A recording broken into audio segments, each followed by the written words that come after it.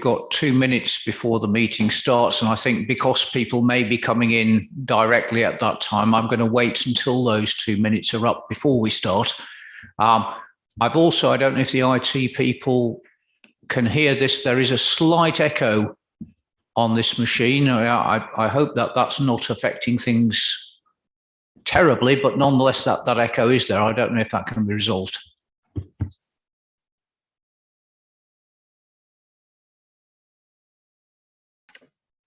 I can hear you, Chair. Do you want to just try it again? I'll just turn the volume down slightly. So this is a test. There's still a slight echo, I think, but it's also, I think, up to acceptable standards. I don't think anyone will find this awful to listen to. Well, I mean, they may find it awful to listen to for other reasons, but not because of the sound quality. Yeah, there's no echo that I'm hearing.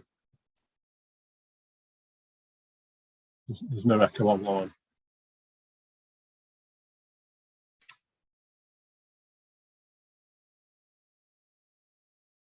So with all that excitement, I think we are now up to the mark. So I propose to begin this meeting of Newcastle-under-Lyme Borough Council's Planning Committee. And I'm going to take the agenda as printed in front of us. And item 1 is apologies. I've had apologies from Councillor Moffat and also from Councillor Holland. I don't know if there are any other further apologies this evening.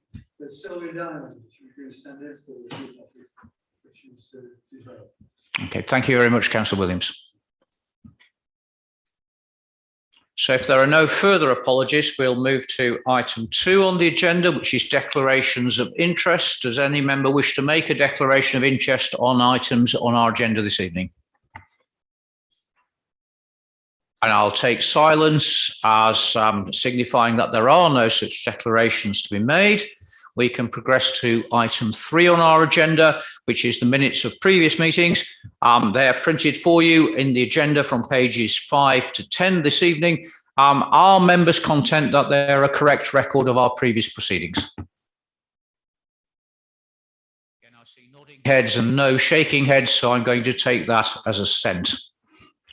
That takes us to item 4 this evening, application for major development, Hampton Scrapyard and adjacent Field Keel Road. And I'm going to ask our office to introduce this because I think we have some important additions. Thank you. As set out in the supplementary report, the applicant has sought to engage in discussions about the submission of amended plans which seek to address the concerns that have been expressed.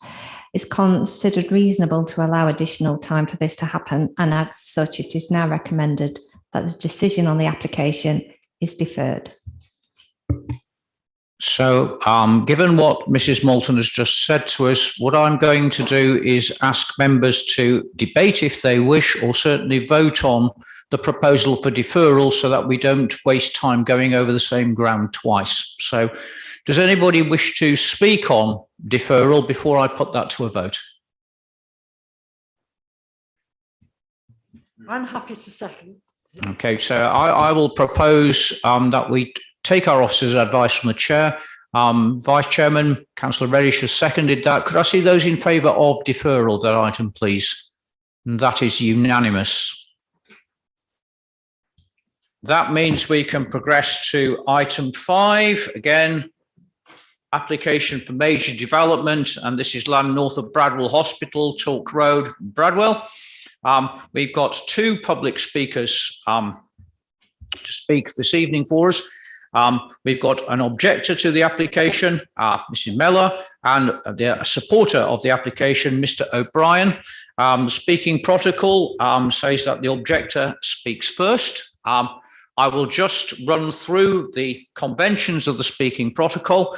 So Mrs. Mellor has 5 minutes to address the committee, which is the sum total of her contribution to our proceedings this evening. They will be timed by the clerk, who sits to my right, and an oral warning will be given after 4 of those minutes so that no vital points are missed out by our speaker. And our officer tells us we have an extra presentation beforehand. So before Mrs. Miller, I invite you to speak. I won't go through that again. I'm sure everybody can remember it. I will ask our officer just to take us through where we are. Thank you, Chair. This application came before the Planning Committee on the 1st of March. A decision was deferred so that further tree information could be reported to allow members to fully assess and consider the impacts of tree loss. Section 2, paragraphs 2.1 to 2.12 of the main agenda report assesses the impacts of the proposed development on trees, along with suitable replacement tree planting. In particular, paragraphs 2.5, 2.6 and 2.7 on page 21 of the main agenda report sets out more specific numbers, but it needs to be made clear that the groups of trees along the northern and southern boundaries are not included in these figures. Indeed, the outline planning permission anticipated the removal of large tree groups on the northern and southern boundaries, as long as a suitable replacement planting was then proposed. I'll just pause while members can peruse those particular paragraphs.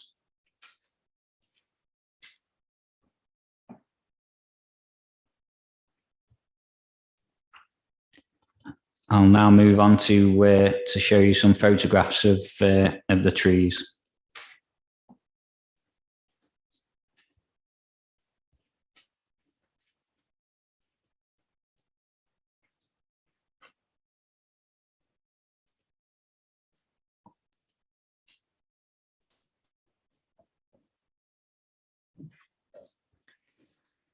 So this is a photograph of a section of the trees on the northern boundary, and the photograph just shows those trees in situ.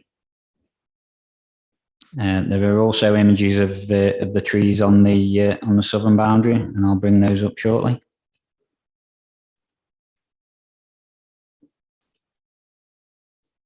So this image here shows the photographs taken from the A34, the pavement of the A34, looking towards the trees on the southern boundary. That's the boundary that is shared with Bradwell Hospital.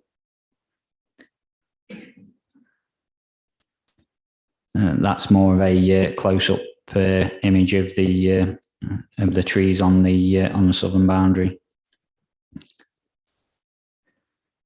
So this is an image showing the trees on the western boundary, the boundary that obviously fronts the A34. At the outline stage, these were the trees that were considered of particular importance in terms of the visual amenity of the area, and it was sought to retain as many of these trees as possible, which would obviously act as a buffer, but also obviously complement any proposed residential scheme.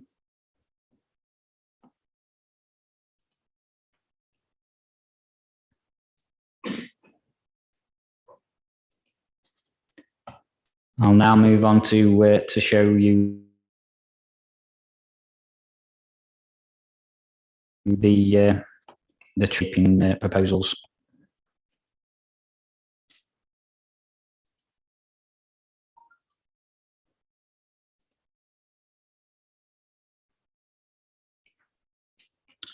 So this is the tree protection plan that's been submitted as part of this Reserve Matters application.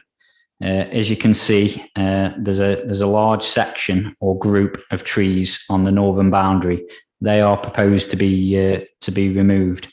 Likewise, the large section of trees on the southern boundary again are going to be removed as part of the proposed development.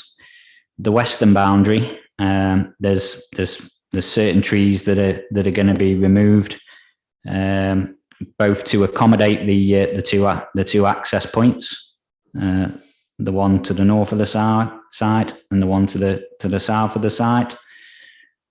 But as is indicated in the main agenda report, there is a reason for that, primarily ash dieback.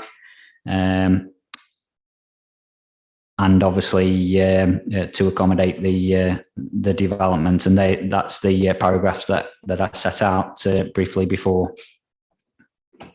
I'll move on to show you the landscaping proposals. So this is plan 1 of 2, and it shows the northern part of the site. So trees on some trees outside the red edge application site will be retained, but obviously a large proportion of that group of trees along the northern boundary here will be lost. In terms of the western boundary, again, trees will be removed to accommodate that access point there, but there's significant amount of tree planting that is being proposed. I'll move on to the second plan. This shows the south of the application site. Again, trees will be removed to provide the access. All the group of trees on the southern boundary will be removed, but then supplementary replacement tree planting is being proposed.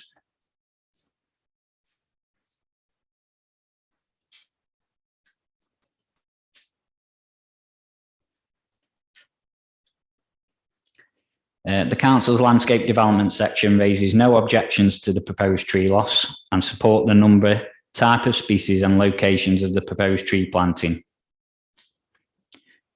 In terms of the ecology impacts, the proposal has outlined planning permission and the principle of residential development of up to 85 dwellings on the land and the associated impacts, and the impacts on and potential loss of biodiversity has been accepted.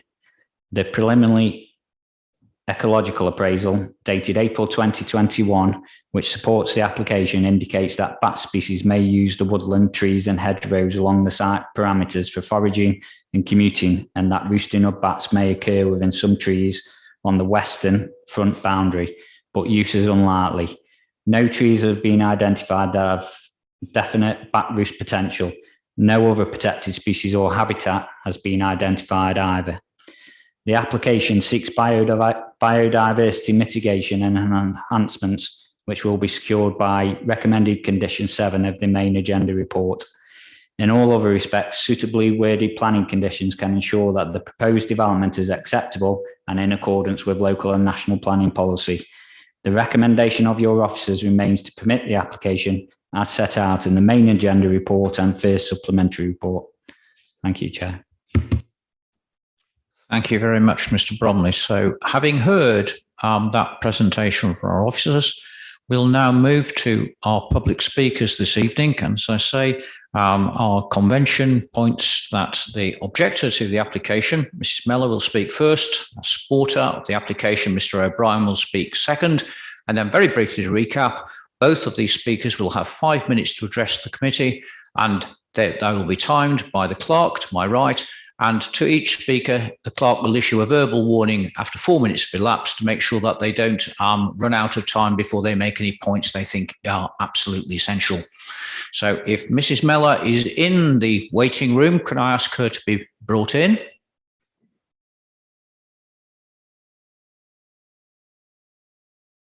And if she could indicate that she's present, because I can't see her, but if you could shout out, Mrs. Mellor, that you're there. Am I here? There we are. Excellent. Hello. So on those terms, I invite you to address the committee, and do begin when you feel comfortable to do so. Cool, thank you. First, I'd like to say thank you for letting me speak this evening, and also massive thanks to Nick for showing quite clearly the loss of trees in them areas. I did feel without that it would have been slightly misleading as to what was being retained and what wasn't, because I know them 3 areas were grouped together. The correct figure of them 3 areas is approximately 400 trees. That's including moderate trees to smaller trees. I actually went to the site yesterday and counted them areas myself, because that information and the quantity is missing from the survey and the impact statement. So I counted 17G, which is the top area of the northern side, is approximately 60 trees. 14G contains approximately 140, and 16 I counted up to about 200 trees. I just think you ought to know how many trees are in each group, so you're fully aware of the ecological impact your decision is going to have if you approve this development. what else was going to say? With these trees which are on them sites as well, there was no recorded ash dieback on them sites. It was only to the western front, so I'd just like to make you all aware of that as well. And also what Nick highlighted about the bats.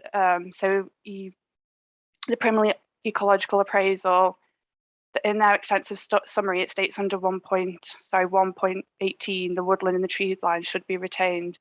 Any category 2 trees to be felled should be re-inspected for bats if they remain absent, and there was category 2 trees there. So I would expect that there to be another bat survey carried out. I think that's pretty much all I've touched on, because Nick did a really fine job of showing you all what was at stake. So I'm really grateful for that. And that's me.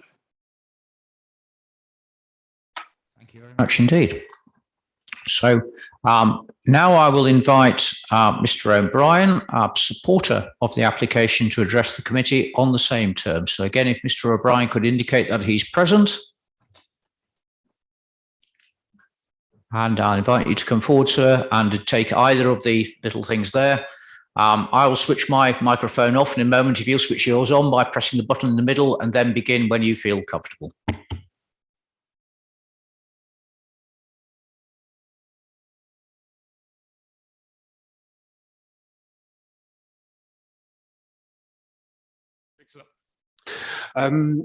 Thanks a lot for letting me speak again this evening.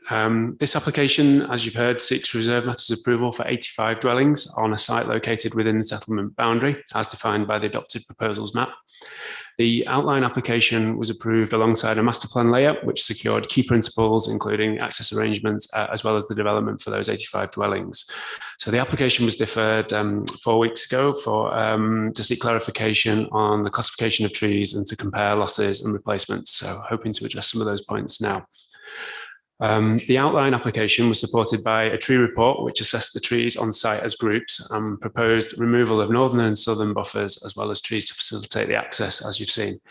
This document was specifically referenced in the decision notice for the outline application within condition 4, and that required development to be carried out in accordance with those listed plans and supporting information, including that tree report.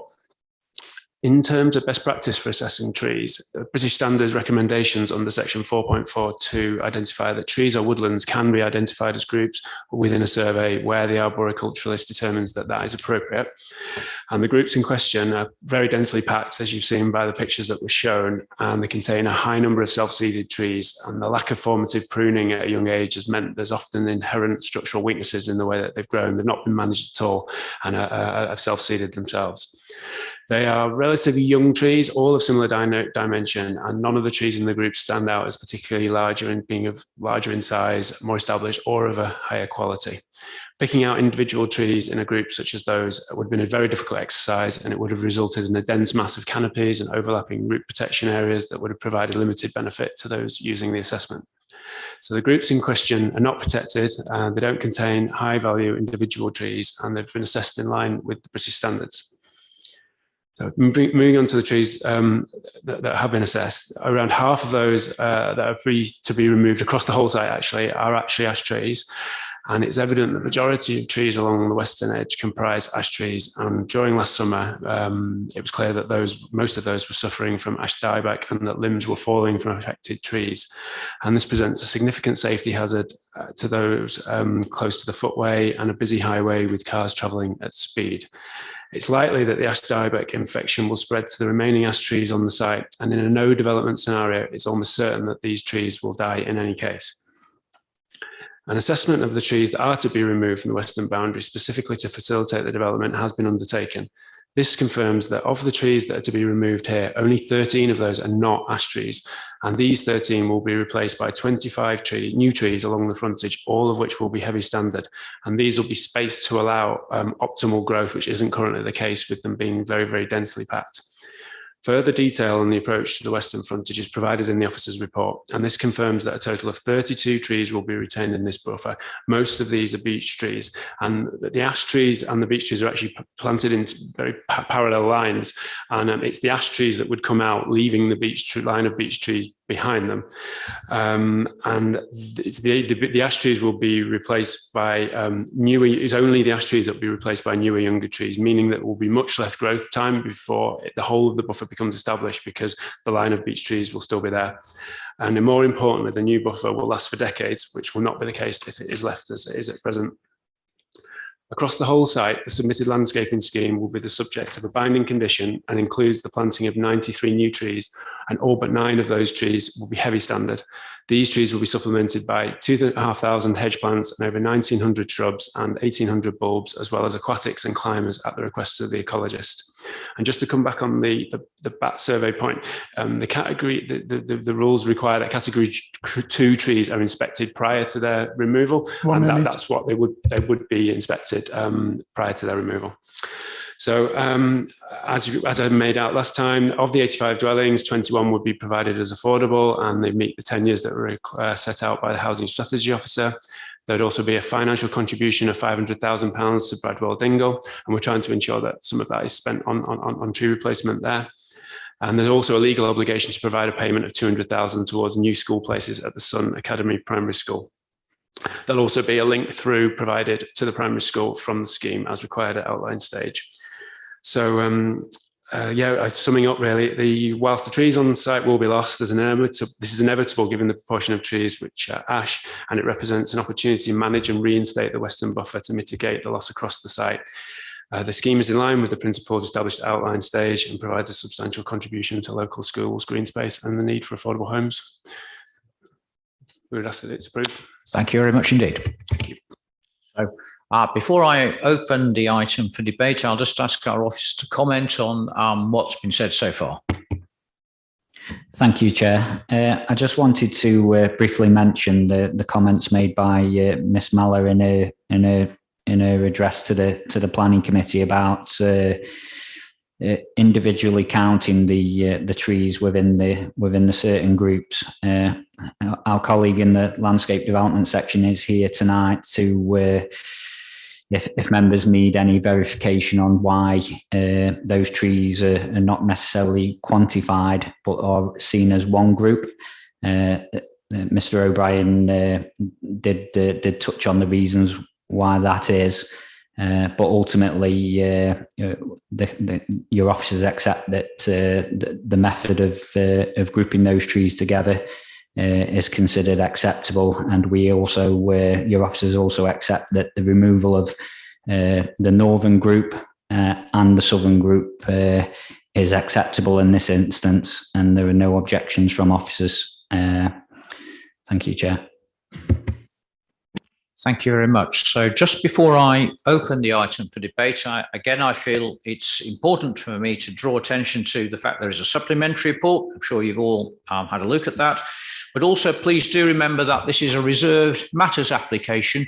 The principle of development here has already been passed, so we cannot revisit that principle. So I would urge members when they speak, or if they wish to speak, to address what is before us tonight rather than going off on a tangent which will not be relevant to our debate. So with those words, I now open the item for debate. Councillor Jones. Thank you, Chair. I just have initially just some questions of our officers, just for clarity, for my own understanding of this. I may, if possible, come back in to debate the actual application later on. But in terms of just so I can understand fully, I did look through the documents and I do accept it's a large volume of documents and I could have missed this. Where there's a mention, I see the mention of ash dieback here. I wasn't sure that I could see that within the arboricultural report. I don't think I saw ash dieback mentioned once. And I just wondered if the officers could tell me the presence of ash dieback on the site. Is that substantiated by an arboricultural report, or is this the applicant telling us the presence of ash dieback? Again, I'm not sure whether perhaps landscape officer is more fitted to speak that up than the case officer. I don't know. I'll go with whoever feels they're most apt to answer that question.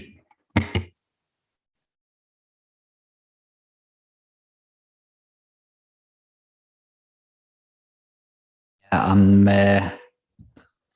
I don't know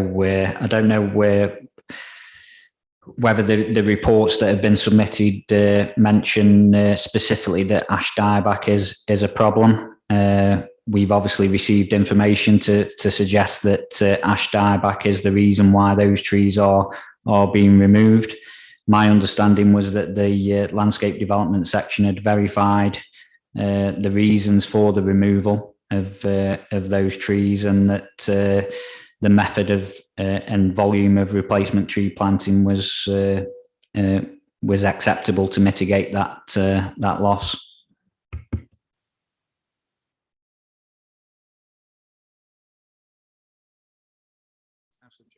Can I ask another question connected to that then? My understanding is if there was the presence of ash dieback on the site, that would be named within the arboricultural report, given the severity of ash dieback, the risk that it poses, and the fact that these trees are being removed. It says poor condition and occasionally potentially says ill health, but doesn't mention ash dieback at all.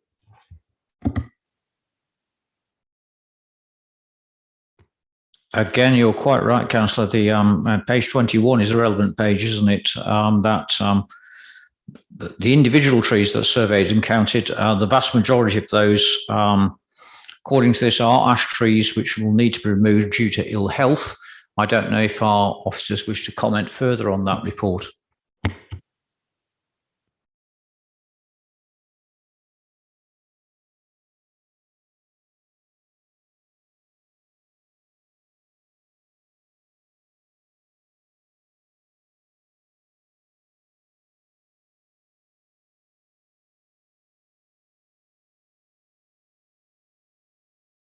Perhaps Councillor Maxfield, contribution. Thanks, Chair. I think it covers it on 2.6 and 2.7 with regards to the evidence of ash dieback, unless I am misreading the report.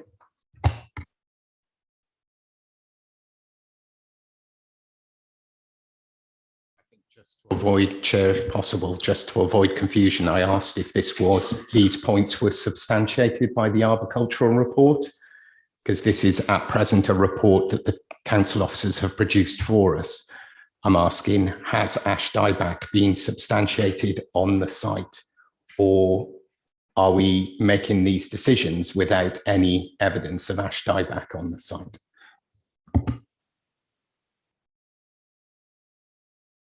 Obviously, I can confirm that we would go with what information was provided on the report. We wouldn't necessarily go and inspect every tree to confirm exactly what identified reason for removal is.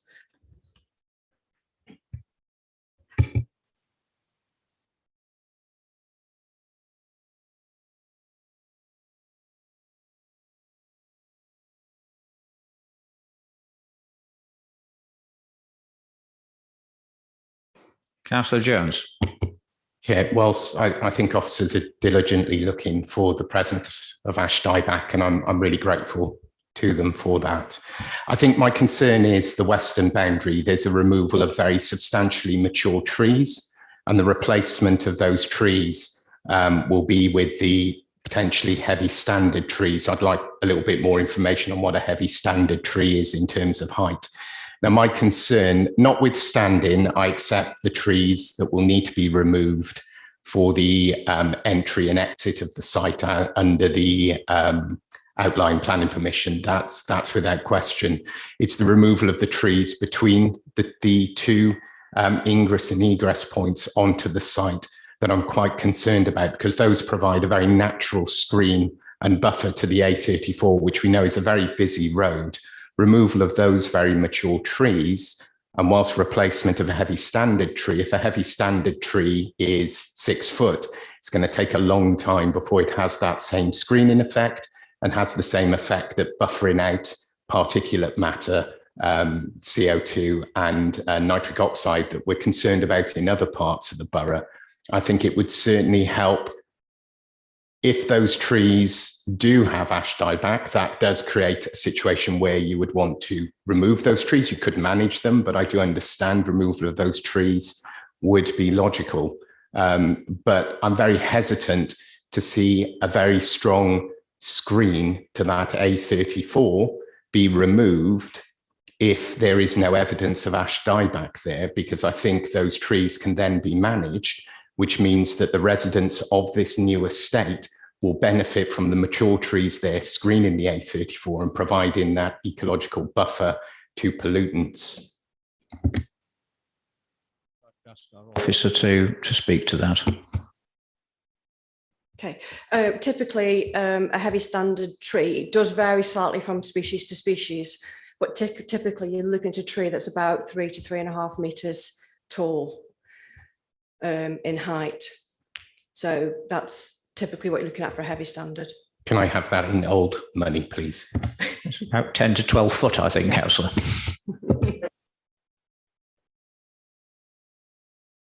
Councillor Williams. Thank you, Mr. Chairman. Am I right in saying that there'll be a buffer zone around the northern, eastern and southern boundaries?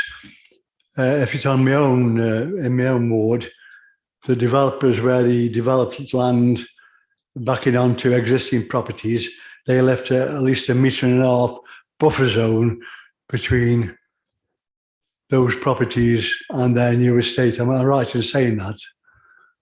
It's just going to happen in this case. And I'll ask Mr. Bromley perhaps to respond to that. I think the best way to respond is to show the plan again.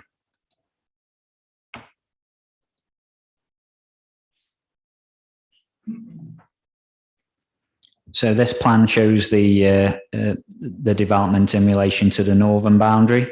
So other than the separation distances between the rear gardens of properties on Knipe Way, which are just off the plan there, and the properties towards the north of the site, other than the separation distance, that will be the buffer between the two. There'll be no other land in between those two that's available that you could call a buffer. And then beyond the eastern boundary is the Sun Academy School, and then beyond the southern boundary is Bradwell Hospital. So it'll be these two properties here that front the A34, and those properties on Knipe Way, which will be closest to the proposed new houses. And it's just the separation distances between those houses that would be achieved. Thank you. Councillor Williams. Yeah, thank you, Mr. Chairman. The reason for asking this, and developers where they have developed next to existing properties leave a buffer zone. They don't want to go right up to the existing boundaries of those properties, and they come back off that and, of course, put fencing up and whatever. And that leaves, I mean, in the case in my ward, they've done this, even though the plans that show not a buffer zone, usually 1.5 meters. It doesn't show on the plans.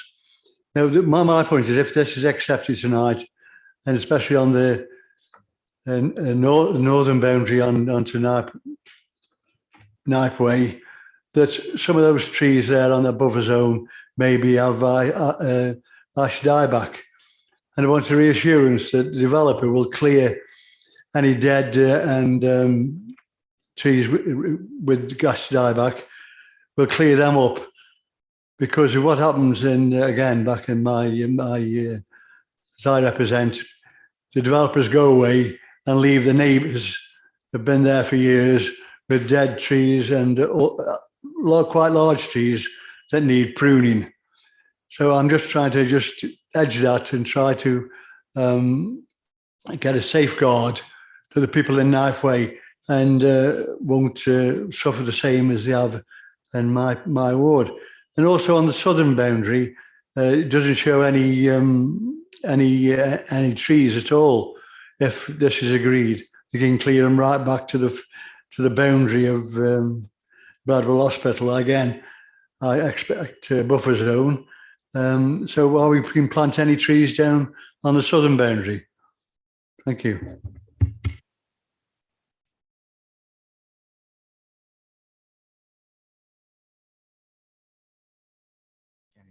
Ask our office to respond to that. Buffer zones are at one level, I sort of sympathise with the councillor, but I would be very worried about a metre to a metre and a half no man's land being created, which would be an absolute paradise for antisocial behaviour, littering, and other bits and pieces. So I think making sure there isn't a no man's land is very important. Mr. Chairman, I could assure you that those buffer zones exist in the ward Crossheath on the new estate, and they, like I say, they become little avenues. I don't think for antisocial behaviour, but for unwanted growth of trees that that the existing neighbours suffer. So it'd be interesting to say. I'll bring it up. I'm assured by the planning officer there won't be a buffer zone, but history tells me there will be. Thank you. Yeah, we obviously can't guarantee that the developer won't leave a buffer zone if when they're erecting the boundary fences for the proposed plots, they don't erect a new fence and then the existing fence for the rear gardens of Knipe Way, are not left in situ. You'd like to think that the developer would have discussions with owners on Knipe Way, and if they agree to have one boundary, then that avoids that instance that you're referring to. I do know which development that you're referring to.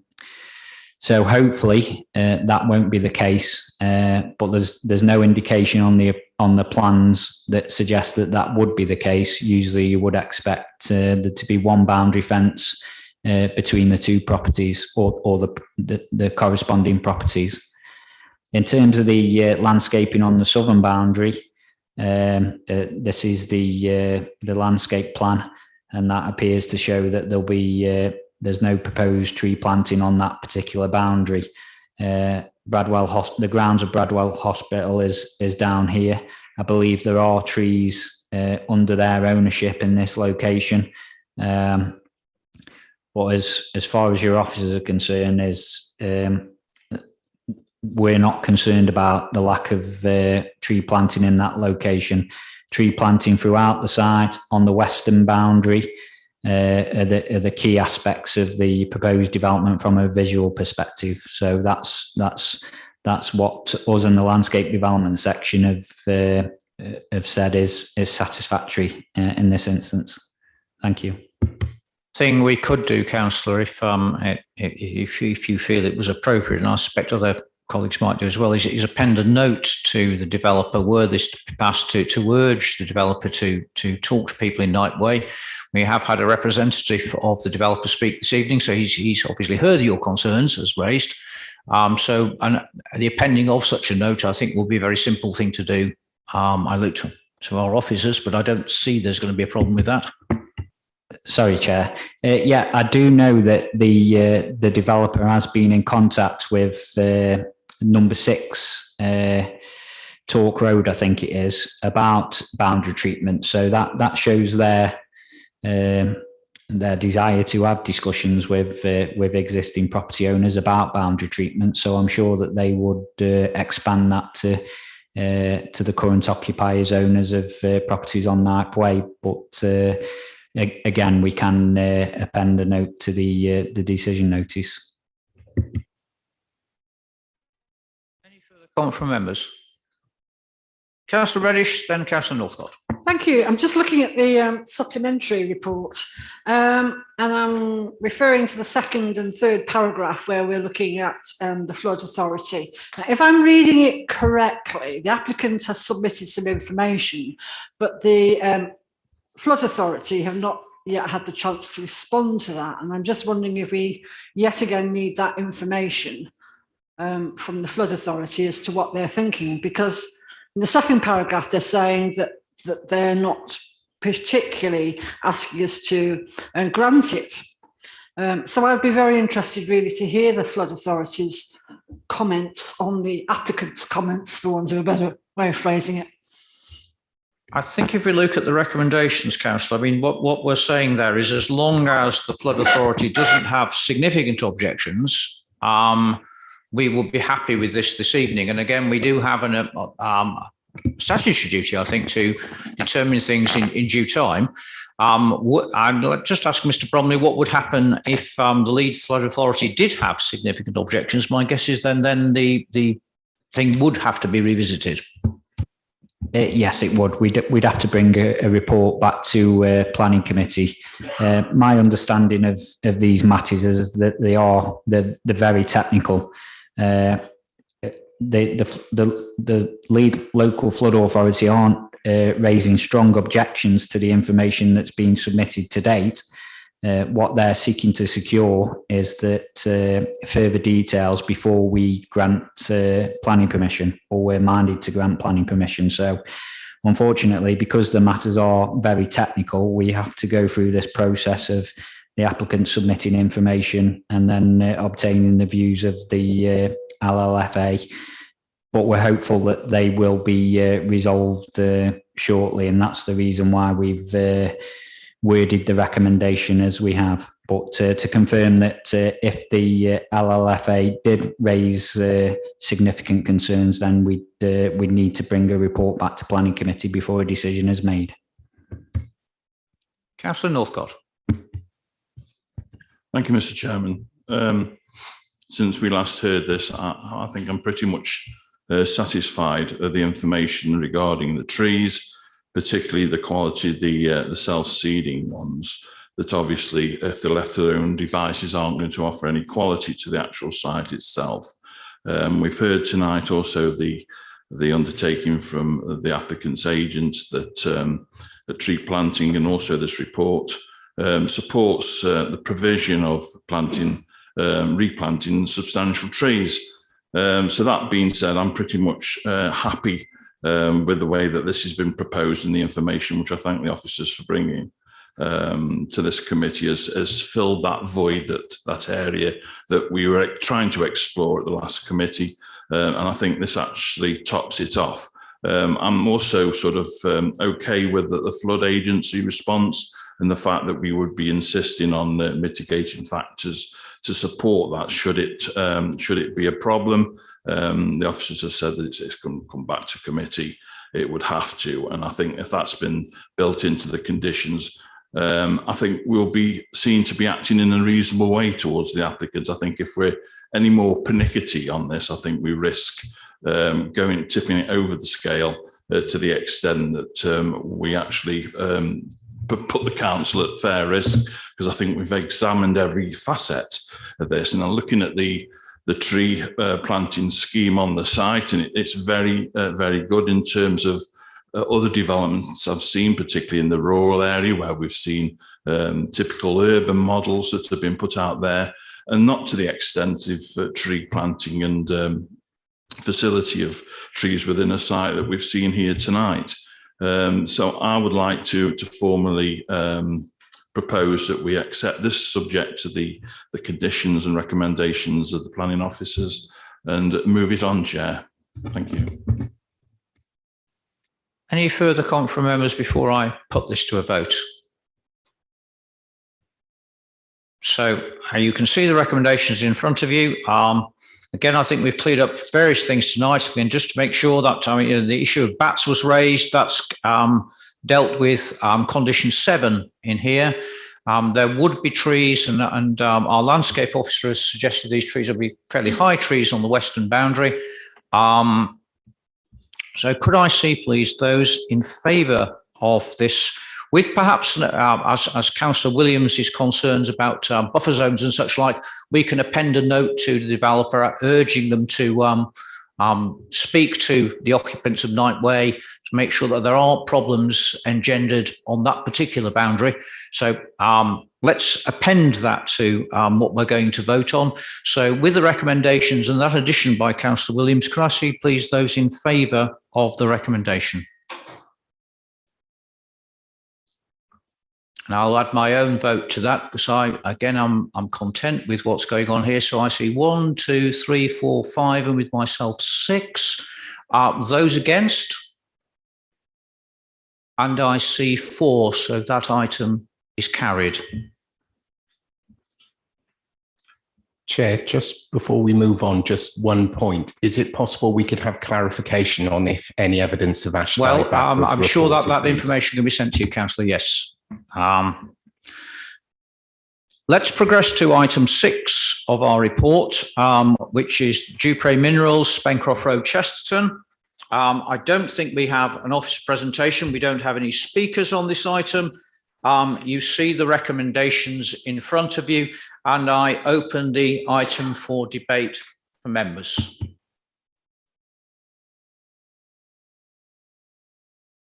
I'm happy to move this from the chair. Could I see those in favour, please, of the recommendation? And I think that is unanimous. So let us progress to item 7, Tajdale Quarry, on which we do, I think, have a presentation before I invite a public speaker to address us. Thank you, Chair. This application seeks to vary Condition 2 of the previous reserved matters consent for Tajdale Quarry. Condition 2 lists the approved drawings, and the variations sought are to allow changes to the site layout and house type plans now that a house builder, Wayne Homes, has purchased the site. A decision on this application was deferred at the last committee to enable consideration and response to late comments from the Council's Waste Management Service. Just bear with me, I'm just going to display the site layout for you.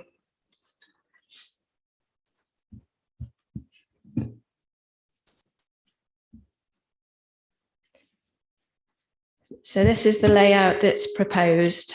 The access point was approved as part of the outline scheme.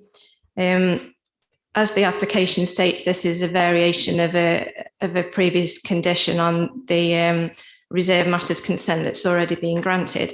So just to show you, unfortunately, I can't show them both on at the same time, but that's the scheme that's been approved previously. So you can see that the layout of the roads is exactly the same. The layout of the houses is generally the same. There is the addition on this scheme of 12 one-bedroom apartments, which are here and here, but they're only 2 stories, so they have the appearance of dwelling houses. So other than that, the street layout remains largely unchanged. The materials and design of the dwellings are consistent with those previously approved. A number of the dwellings would be accessed via private driveways. So you can see the ones where it's in yellowy colour.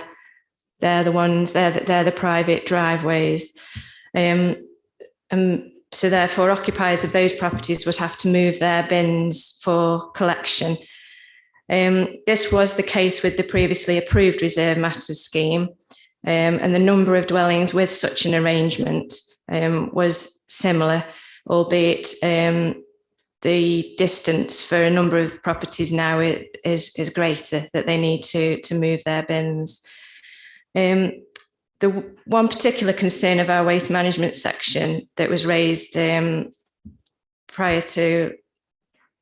prior to the last meeting was that the pulling distance required for operatives should not exceed 10 metres, and that the stores, communal stores, should be at the front of the development and readily accessible.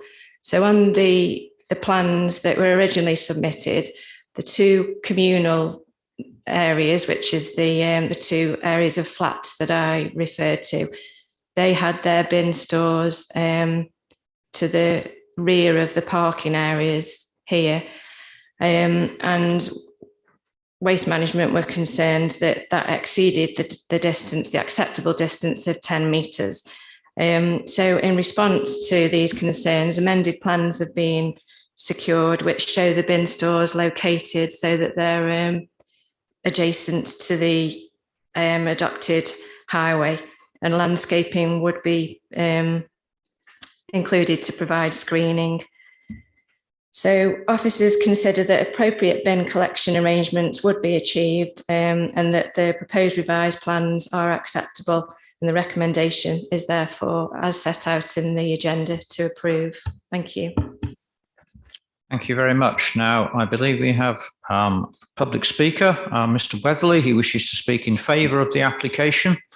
Again, I think he's probably on Zoom. If he could indicate that he's in the Zoom room or whatever we should call it.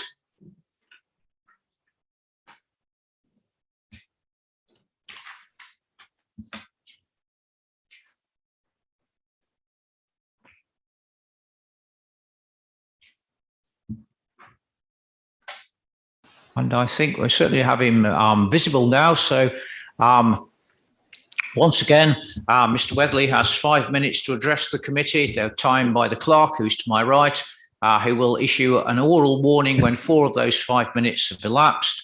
And that will be Mr. Weatherly's total contribution to our proceedings this evening. So I think he's up and running. So when you feel comfortable, Mr. Weatherly, I invite you to address the committee on those terms. Thank you, Chair. Good evening, and thank you for allowing me to speak this evening.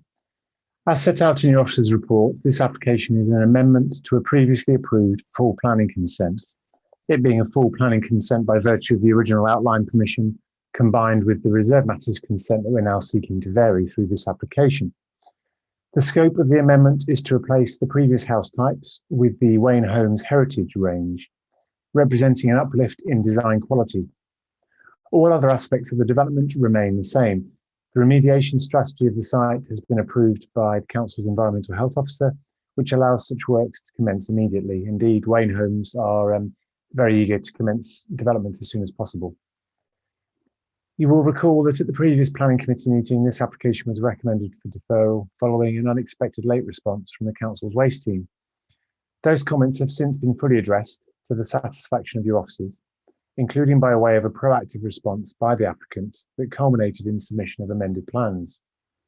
The detail of those revisions was informed by liaison with your planning case officer, who has just explained those amendments and the reasons why the proposed development is acceptable in this respect. So I'll not repeat those details now. The amendments to the scheme overall that are the subject of this application would not increase the number of dwellings, nor would the appearance of the development materially change when viewed from the public highway. The site would utilise the previously approved access, introducing pedestrian linkages to encourage sustainable travel. Outline consent for this development was first granted in 2016, and we are sure that both elected councillors and local residents will be pleased to see this previously developed quarry site finally being remediated and coming forward for the positive development of high quality market and policy compliant affordable housing. The proposed design of the homes improves upon those previously approved by the council. The dwellings to be constructed will be similar in appearance to those originally approved, but with a high quality heritage style vernacular in keeping with the village setting of this site.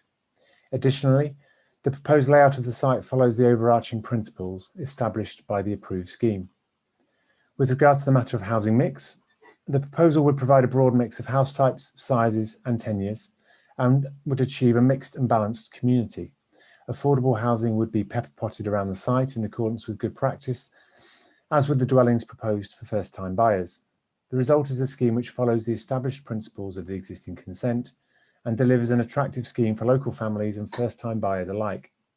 In terms of access and parking, the proposed access into the site would remain as approved. A mixture of detached and integral garages, front driveways, and tandem parking to the side of dwellings would be provided, in addition to some parking courts within areas of higher density development. Previously approved footpaths, linkages will also be implemented, connecting the site into the village for pedestrians to make use of local amenities. Wayne Homes are an established national house builder with a 50-year track record of delivering homes in locations similar to loggerheads.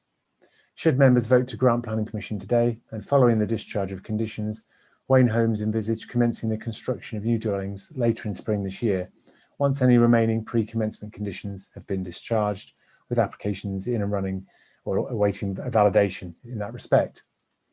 Wayne Homes are committed to being good neighbours during the construction phase and will endeavour to notify local councillors, parish councillors and residents of their final construction timetable once any outstanding necessary approvals have been granted. In summary, the proposal does not deviate from the long-established principles already approved by the Council. it commences the remediation of a brownfield quarry site with the immediate delivery of high quality, heritage-style family housing backed by a house builder with an extensive track record of performance. We trust that members will find the proposals for the substituted house types to be acceptable, and we respectfully request that planning permission is granted accordingly. Thank you for listening. Thank you very much. Before I open the item for debate again, I'll just ask our officer to comment on what's been said so far. Nothing further to add. Thank you, Chair. Thank you very much. So I now open the item for debate.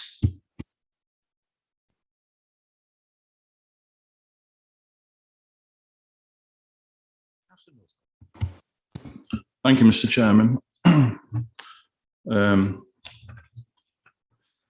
I've still got some concerns over this in terms of the nature of what lies underneath or could lie underneath. And also, I need to be satisfied that any piling arrangements are going to be done, and we know the detail of that in terms of the depth they would have to go to, bearing in mind the aquifer that resides underneath this site. It's a site that's particularly challenging, as other developers have tried to develop it in the past. In terms of the substances that are likely to be there, can we see the detail of how that ground investigation has been done, to what extent, to what depth, to what concentrations, to where the sites have been sampled from? Because I don't think, reading this here tonight, I don't think that has been done to I might be wrong, the information may be elsewhere, I haven't seen it, but I can't see any detail there that gives me confidence that the actual, bearing in mind it was a substantial tipping site for allegedly many different chemicals that were tipped into it, blue asbestos allegedly, and white asbestos, as well as all the slip disposal from the pottery industry. And I think we'll be seriously letting the residents down of loggerheads if we don't see that we're doing the mitigation measures before any building work takes place. Because once you puncture that aquifer, once you puncture the site of contamination, if we go along with it as just barely giving it a brief sampling, I don't think that, I think environmentally we could be looking at quite a disastrous zone if it's not managed and remediated properly. So I would like to see some detail in terms of how the sampling was done and the detail of the depth and the concentration. I can't see that information here. And without that, I wouldn't be comfortable in supporting this. Thank you, Chair. Thank you, Councillor. Just a question I think we need to raise at this point, because once again, this is a reserved matters application, and those issues have been raised before. I just want to ask our officer whether those concerns are relevant to the application that lies before us, because we do need to be focused on what is formally in front of us. Those matters of detail aren't relevant to the scheme that we have before us now.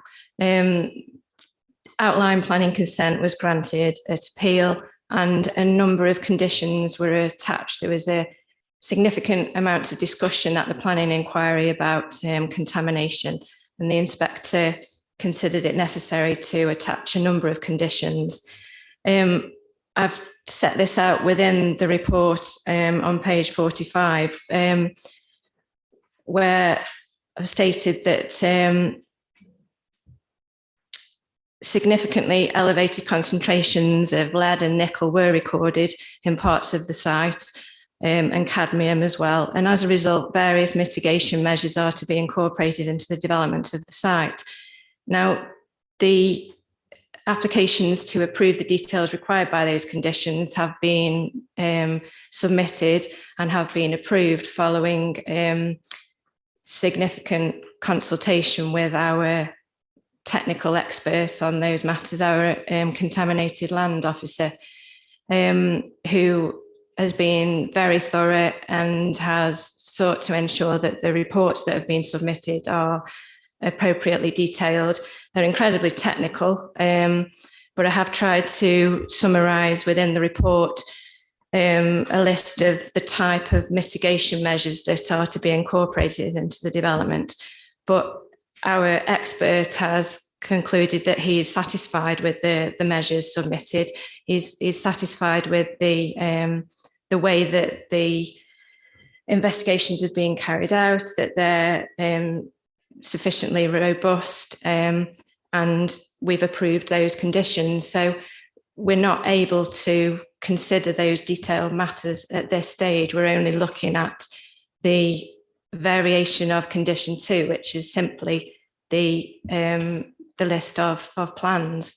So yeah, we're just looking at really the impact of the changes to the layout and the design of the properties. Thank you very much. Councillor Northcote. Thanks for that, Chair. And I ordinarily agree. I haven't got anything against the actual changing of the conditions, but being as that this has been mentioned in the report as one of the matters, then I feel duty bound as a councillor, I need to raise this. So that's why I've raised that, because of the information that's contained in the report and the other matters. I don't wish that we've been seen or observed to be just sweeping this under the carpet, so to speak, to allow the development without due diligence in terms of what takes place at the site. Because once it's there, it's too late to do anything about it. So thank you. Any further comment from members? If there are no further comments, I propose to put this item to the vote. You see the recommendations in front of you. Could I see, please, those in favour of those recommendations? I think that passes unanimously. That will allow us to progress to item 8 on our report. Application for major development, land west of Pithead Close, Lymedale Business Park. And again, we have a speaker, Mr. Netchin, who wishes to address us on this matter. He will have 5 minutes to address us, timed by clerk to my right, who will issue a verbal warning after 4 of those minutes have elapsed. So if I invite you, Mr. Netchin, to speak from one of those 2 podia, if that's the right word for them. And again, you'll have to press the big button in the middle of the thing to make the thing set off, and do begin when you feel comfortable. Good evening. My name is Owen Nedding from Litchfields and the planning agent for the application, and I appreciate the opportunity to address you this evening. As you're aware, the site sits on a former speedway track, not a universally loved former use, on the edge of the Lymedale Business Park.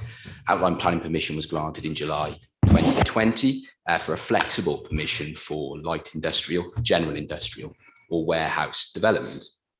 The access point via the existing Lymedale Business Park was approved in detail, with remaining matters such as layout, scale, appearance and landscaping reserved, albeit to align with the parameters set out at outline stage. The outline application was considered at this committee and was approved unanimously. Following demolition of the site and a number of pre-commencement conditions having been discharged, the applicant is now advancing this reserved matters package, which is for a single warehouse unit. In terms of the core matters and appearance, the building is a simple and efficient rectangular unit with a curved roof profile, adding some interest in elevation, particularly when coupled with the facade treatment, which will introduce a graded banded colour scheme, which will start with deeper colours, getting lighter as it rises, capped with a deliberately chosen complementary mid-grey roof. And it will be differentiated, therefore, from the utilitarian approach typically chosen by warehouse developments. The graded facade approach was a direct request of members during the outline application, and the applicant has committed to delivering it. In terms of landscaping, you'll appreciate there are functionality requirements with a development such as this, particularly in respect of space required for manoeuvring large vehicles, loading and unloading, all of which needs to be clear of all obstructions. Despite these constraints, the landscaping strategy is set out to optimise green infrastructure where practical to do so. Working to respond to initial comments from your officers, we propose a tree replacement planting strategy, a ratio of 5 to 1, meaning over 100 trees are to be planted on this site. creating a very strong tree line to Luma Road and adding landscape into the existing lines along Tajdale Park where possible. The scheme has also introduced green into the car parking areas and screen into a new footpath linking Luma Road to Pithead Close. In terms of layout, the service yard is located to the northwest area of the site, adjacent to the industrial park, and will be hidden from many of the views. The layout also sits the site, the staff car park, against Luma Road, which means that the building line will be set back as far as possible from the residential dwellings, and instead against the new look hangars, which includes the recently constructed extensions. And in terms of scale, the building will have a maximum ridge height of 22 metres, which aligns with the height parameters of the outline planning application. To further reduce these impacts, the ground levels of the site will be levelled off at a datum below the level of the corner of Luma Road next to the houses. So in effect, it means the starting point for the development would be on lower ground than the neighbouring residential dwellings. In terms of specific matters raised by your officers, in terms of landscaping as set out in the officer's report, the landscaping scheme is considered acceptable by your case officers. And it's also a greater coverage than you might usually see from a warehouse development, including 100 new trees being planted with a focus on screening the site. And there's no full planning grounds for requiring the tree report to be revisited at this stage. There's also improvements to the brook secured through a Section 278 agreement and other landscaping works such as green detention basins. In terms of waste, details have been shown on the plans, including the detailed bin store, and the remaining matters can be approved by condition. And in terms of drainage, the main remaining matter concerns the management and maintenance plan, which is linked to the final specifications of manufacturer's details. These matters can and will be resolved in due course, as suggested by your officers, but don't necessitate delay of determination. In summary, it's a reserve matters application approving the details of schemes already approved in principle. The scheme will deliver an industrial unit on land adjacent to and accessed via an industrial estate. It removes a previous use that was a source of constant complaint, visual, environmental, noise, vandalism. It takes traffic off Luma Road, the road predominantly used to access housing. It introduces significant improvements to the existing brook, creates a brand new cycle and pedestrian link between Pithead Close and Luma Road, adds significant amounts of green infrastructure and optimises the site with the use entirely in keeping with its location.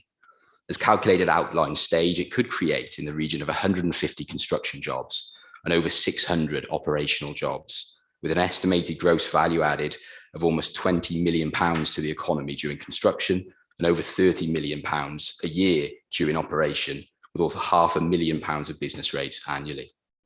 The development's fully funded, a contractor's in place, and subject to planning, the plan is to start building on a speculative basis next month. It's a good scheme for the site and for the area, and we respectfully request that you grant planning permission this evening. Thank you. Thank you very much. Again, before I open the item for debate, just ask our officer to comment on what has been said so far. Chair, I've got no further comments at this stage. Thank you. In that case, we've heard our speaker. You see the recommendations in front of you. I invite comment from members. Councillor Williams. Thank you, Mr. Chairman. Am I right in hearing that it's 20 metres high to the ridge of this building? I'll ask our office to confirm that, but I think you are indeed correct. Yeah, sorry. The outline planning permission restricted the overall height to 22 metres, and I believe that's what the proposed plans show is a ridge height of no greater than 22 metres. And that was agreed to at the previous planning? It was a condition of the outline planning permission, so that has been confirmed by that application. I mean, why I bring it up, I mean, the existing properties looking across the building is 20 metres high. A prime example, if anybody would like to go down to on the new Wilmot Drive estate, these people are buying houses by 16 metres high. And to me, at that time, I argued against that. But 20 metres high, and if we've lost the battle, I think it's horrendous. And it'll affect the people living across on Roman Drive and on Luma Road. Thank you, Mr. Chairman. Thank you, Councillor. Any further comment from members? Councillor Cooper. Thank you, Chair. I was just a bit concerned about the comments from the landscape development section, which say they have concerned about the layout and request an updated tree survey, tree retentions and removal plan, an updated arboricultural implications assessment, and saying that we won't be able to sort of visually soften as much with this, with landscaping. Is there anything,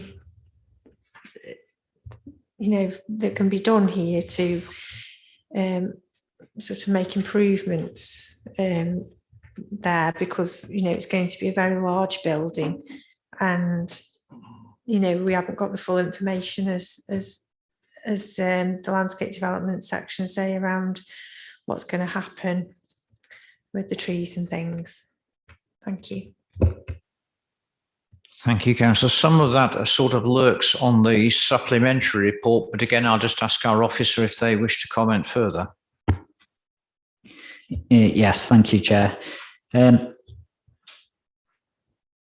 Your officers have obviously taken on into consideration the further comments of the landscape development section. As is indicated in the supplementary report, the original comments of the landscape section did ask for an updated tree survey, tree retentions and removal plan, and updated arboricultural implications assessment. However, your officers decided that the previous information was less than 2 years old, and the information shows that because of the nature of the site, there's not a great deal of tree coverage on the site itself. A large amount of the tree coverage is outside the applicant's control. But since the original comments, the applicant has provided an amended landscaping scheme, and as is set out in the supplementary report, 100 trees are going to be planted. So it's a substantial amount for a development of this nature.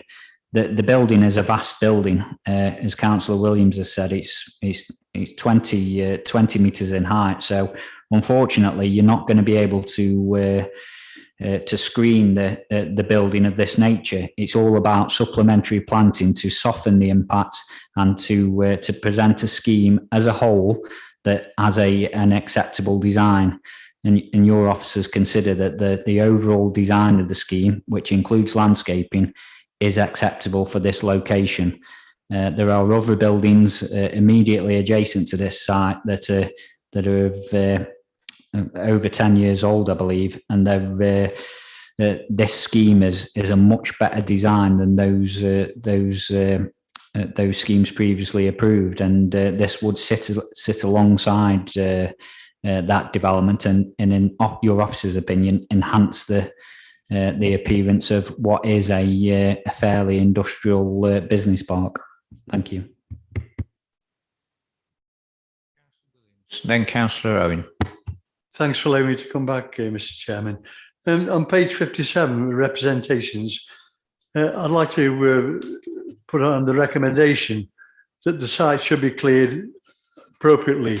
I think the officer has indicated that that's the case, but there's a lot of tyres and rubbish been dumped in the brook to the eastern boundary. But also, part of this ensure adequate facilities for wagon drivers, for lorry drivers coming from abroad, no doubt. Because in other parts of the state, we have some horrendous complaints. The lorry drivers have got nowhere to go, if you want to use a toilet and other amenities. So really, can we put that on recommendations and start something off? Because going back, we was in the news about the life of a long distance lorry driver. There's no facilities for anywhere really. History hasn't happened that we were going to build facilities, a great new world for them, but that hasn't happened anywhere. So can we put that as a condition, that there's adequate facilities for wagon drivers that means using the facilities on site. Thank you. I don't know whether that's covered by condition 6, and perhaps our officer can comment on provision of parking, servicing and turning areas. I don't know what servicing means in that regard. Unfortunately, that condition wouldn't secure the welfare facilities that Councillor Williams is referring to. As far as I'm aware, it's not a matter that we can secure by condition. It's a matter for the owner to ensure that there's appropriate welfare facilities for its lorry drivers in particular. Maybe a note on the decision notice, just asking them to consider that. I mean, you take the words out of my mouth, Mr. Bromley, and I think Councillor Williams is equally nodding at that point. Well, I mean, they aren't really, Mr. Chairman, because there's a footpath at the side of the building that goes through the public right-of-way that runs right through the whole of the site. And we've had complaints of people exercising the dog and going for walks at sites that they shouldn't be seen. I'll put it that way. I won't go into detail. You can imagine.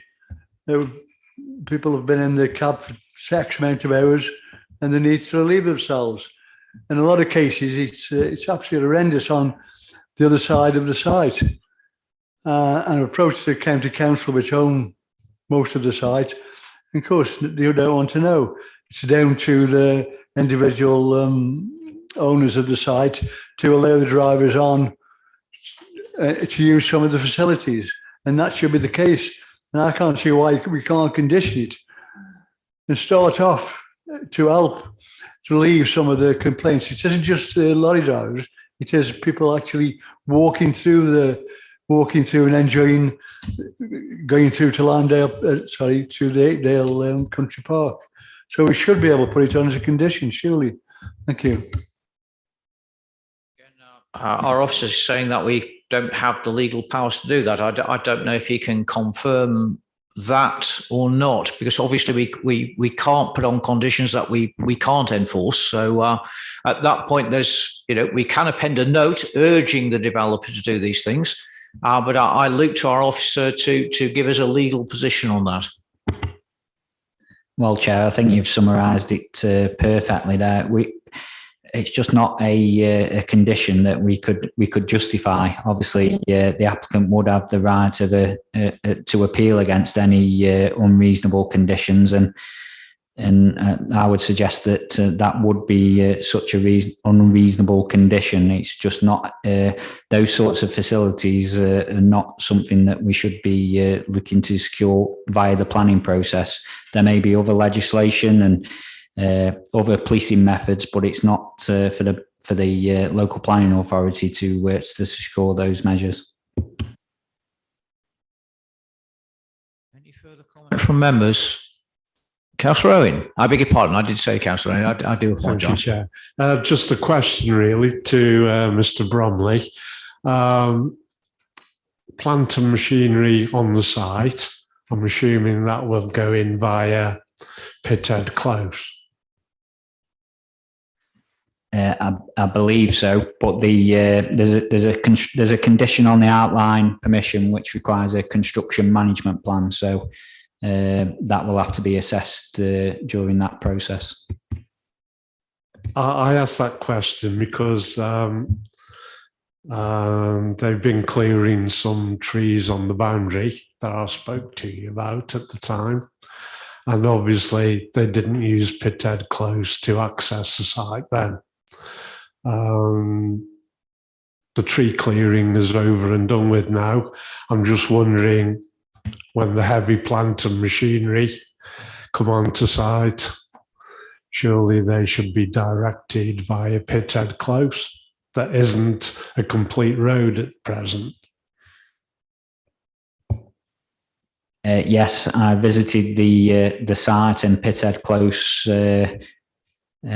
last week and saw that the access works hadn't been commenced yet. I assume that there's going to be a period whereby construction vehicles will need to use Luma Road until those access works are fully underway and completed, because of obviously getting across the brook.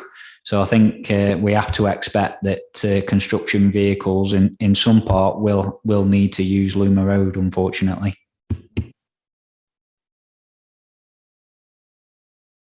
further comment from members?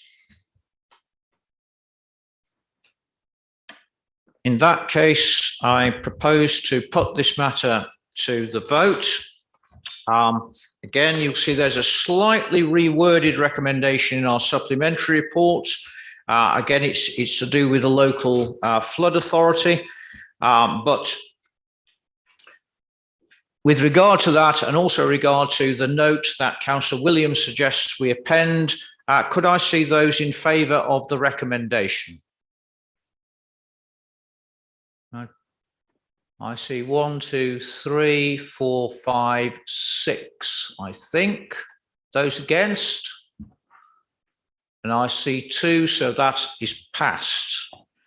Now, we can progress to item 9 on our agenda. And once again, it's important for us to look at our supplementary report. As you can see, that the amended recommendation there is that given the applicant has submitted a financial information seeking to demonstrate there is conservation deficit, they are looking for a deferral.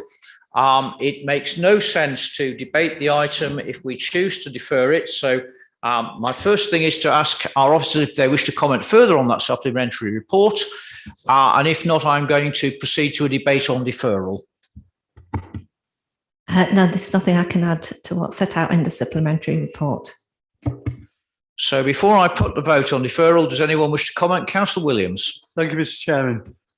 Yes, I agree with deferral, but I can't see any mention of the public right of way that goes on the northern boundary of Crewe Road, round by the lake, and then comes up right to the boundary, well, right to the building, and then skirts the building and goes on to the road. I can't see any mention of it. And here, I want that when it come back to us, a report on that, Mr. Chairman. If I've missed it on the report, I do apologise, but it's important that public right of way is still kept. I appreciate that, Councillor. I'm sure our officers will take note of that. As you say, if we go for a deferral, that can in fact be revisited at a further meeting. Are there any further comments about the question of deferral? In that case, could I put it to the vote that this item be deferred? That is unanimous. I'm now going to blame Councillor Williams for raising questions about services at the car park because he has provoked me in a certain direction. I'm going to adjourn the meeting, if I may, for a couple of minutes so that you have my full attention, and I promise you I shall be back very, very quickly indeed.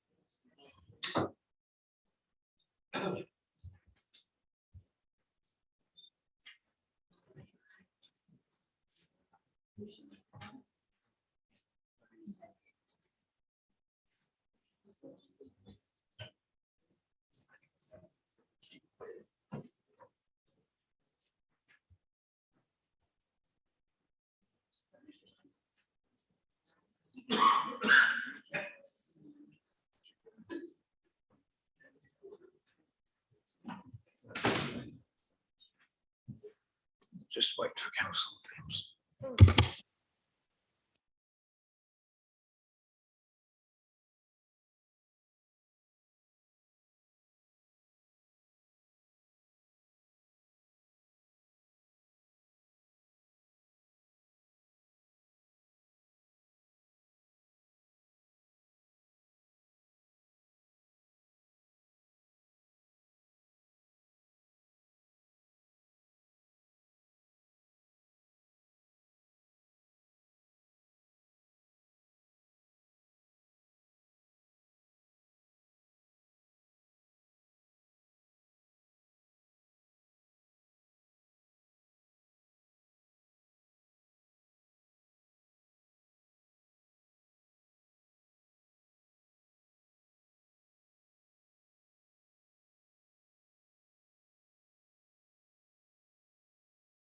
Right, so now I think we are all back, and apologies for that on my part. We'll progress with our meeting again, and we'll move to agenda item 10, application for minor development, Betley Court, Betley.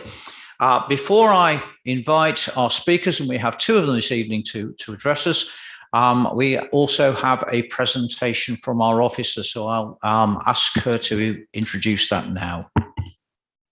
Yes, thank you. I just want to provide a little bit of information and context that will hopefully help you take into consideration the comments that you receive from the speakers. So I'm going to share a plan. Just bear with me.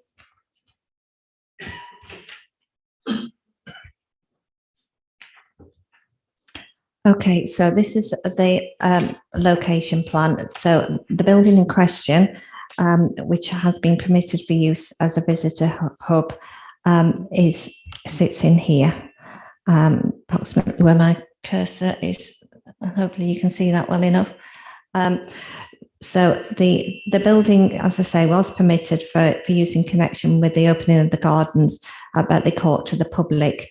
The proposal is that it's used for classes, meetings and small gatherings. There is a list of the kind of activities that the applicant intends to use the building for, set out in the report at the end of page 79 and the start of page 80.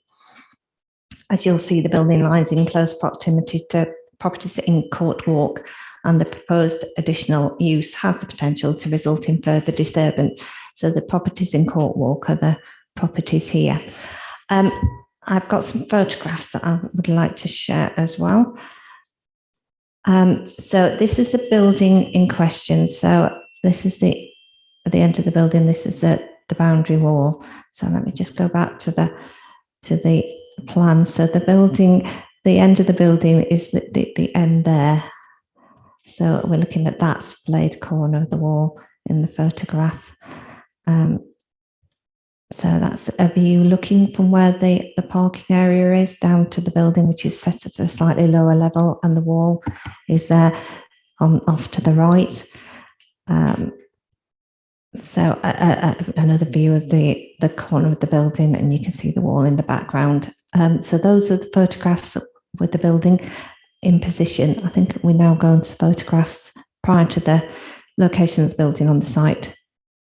Yes, so the building is in here now, but so this shows you what it looked like before. So we've got the walls, and you can see the properties, or our property on Court Walk, poking above the boundary wall, so you can see the relationship of the wall and the property. So further views of the properties on Court Walk. So this is the parking area. So these structures have been removed since this photograph was taken. And yeah, another similar view, and again, certain, well, that structure that you can just about see, it's a bit dark, I'm afraid, it has been removed. So this is a view of the access, and this is Court Walk. So the Betley Court is off to the left, off of the photograph. So this is prior to, well, before the fire. So this is vehicles parked. This is the entrance point into the garden, where you get to the parking area to the rear of Betley Court and of Court Walk, and that's one of the properties on Court Walk. And I think this is a final photograph. So this is looking back towards the main road. So that's properties parked on Court Road Walk. Again, this is an old photograph. So yeah, prior to the fire. So I'll just put the plan back up. But yes, so the conditions restricting the use of the building have been revised following discussions with the applicant, and the application or decision on the application was deferred at the last meeting to allow further consideration of what restrictions would be appropriate. So the condition 3 now has a number of elements within it which seek to enable a flexible use of the building whilst maintaining acceptable living conditions for all adjoining residents. Part of the restrictions include a restriction on the number of activity hours, which is defined as the use of the building by one person for 1 hour. And the example given within the report to illustrate this is that 2 8-hour events involving 20 people in 1 week would amount to 320 activity hours. So that would be the maximum that could events could happen of that scale within a week. That's just to give you an idea of what the 320 hours might be like, but clearly they could be a lot more smaller events with fewer people. Yes, that's as much as I can say at this stage. Thank you. Thank you very much, Ms. Moulton. And as Ms. Moulton has pointed out, there is a revised set of recommendations on the supplementary report. So please do have a look at that and don't mistake the previous set of recommendations for ones we're looking at this evening. Now, we have 2 public speakers to address us. Once again, they have 5 minutes to address the committee, timed by the clerk sitting to my right, who will issue a verbal warning after 4 of those minutes have elapsed. Speaking convention at the council says that an objector to the application speaks first. So in that regard, I believe we have Mr. Covell, who wishes to speak to us this evening. I invite him to come up to one of the 2 podia and address the committee on those terms. Thank you, Mr. Chairman.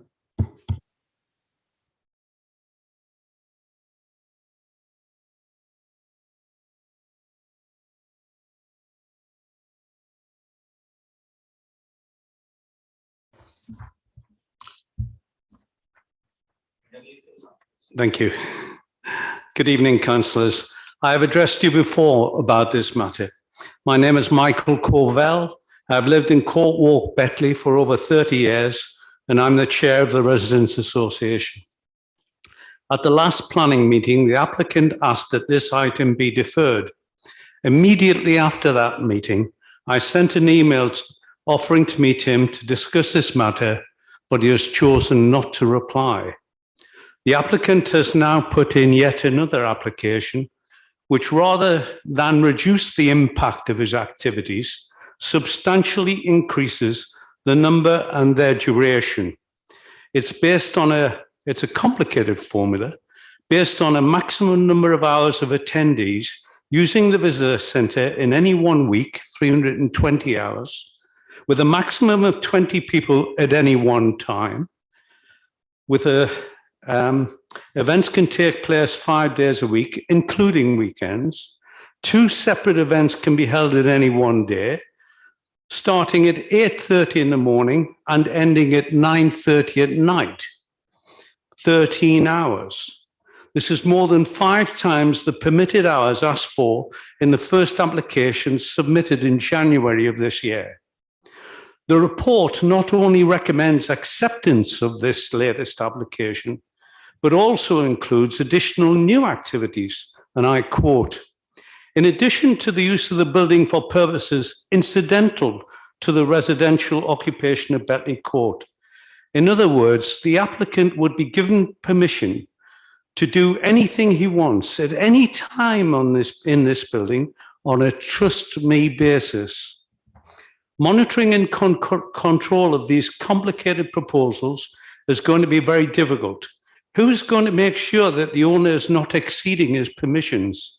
The applicant has previously ignored and broken the conditions of his previous permissions. This is not a commercial property in a town centre or on an industrial estate where the proposed activities, their timings and durations might be acceptable. Imagine if your neighbour proposed a whole range of commercial activities in your residential street. The applicant does not live in Betley Court, or I believe even in the borough. There's no doubt that the residents of Court Walk will suffer noise and disturbance caused by people arriving and leaving in their vehicles, as well as participating in the activities. And these activities now include uses incidental to the residential occupation of Betley Court. Residents' homes are much closer to the visitor centre than any apartment in Betley Court. The restoration of Betley Court has been funded through insurance and heritage grants. Any suggestion that the income from the use of the visitor centre can make a significant contribution to the restoration and maintenance costs of Betley Court is risible and cannot be justified in any circumstances. Prior to the fire, Betley Court was divided into 14 flats. Once rebuilt, these flats will offer very desirable accommodation in a residential parkland woodland setting and would be reasonably expected to generate a substantial annual income in excess of £100,000 per year for the owners. We need to bring fairness and clarity. The recommendations need to be amended very simply. Condition 3 of the planning officer's recommendation should revert to the wording of the first version presented in January, that the building should only be used for pre-booked activities no more than 1 day a week between the hours of 9 a.m. till 5 p.m. and for a maximum of 20 people, and only at times when it is not in use in association with the opening of gardens to visitors. We believe that condition 4 should be added. A copy of the record of the activities must be sent to the planning and environmental departments every 3 months to ensure compliance with condition 3, and that this permission, we believe a new condition should be added, that this permission is limited for 2 years from the date of this meeting to reveal any environmental pollution, traffic disturbance for residents, or any other problems. Such problems to be resolved before full permission is finally granted. We hope that you will understand and give consideration to our very fair suggestions. Thank you very much, sir. Now I'm going to invite a supporter of the application, Mr. Brown, to address the committee on exactly the same terms.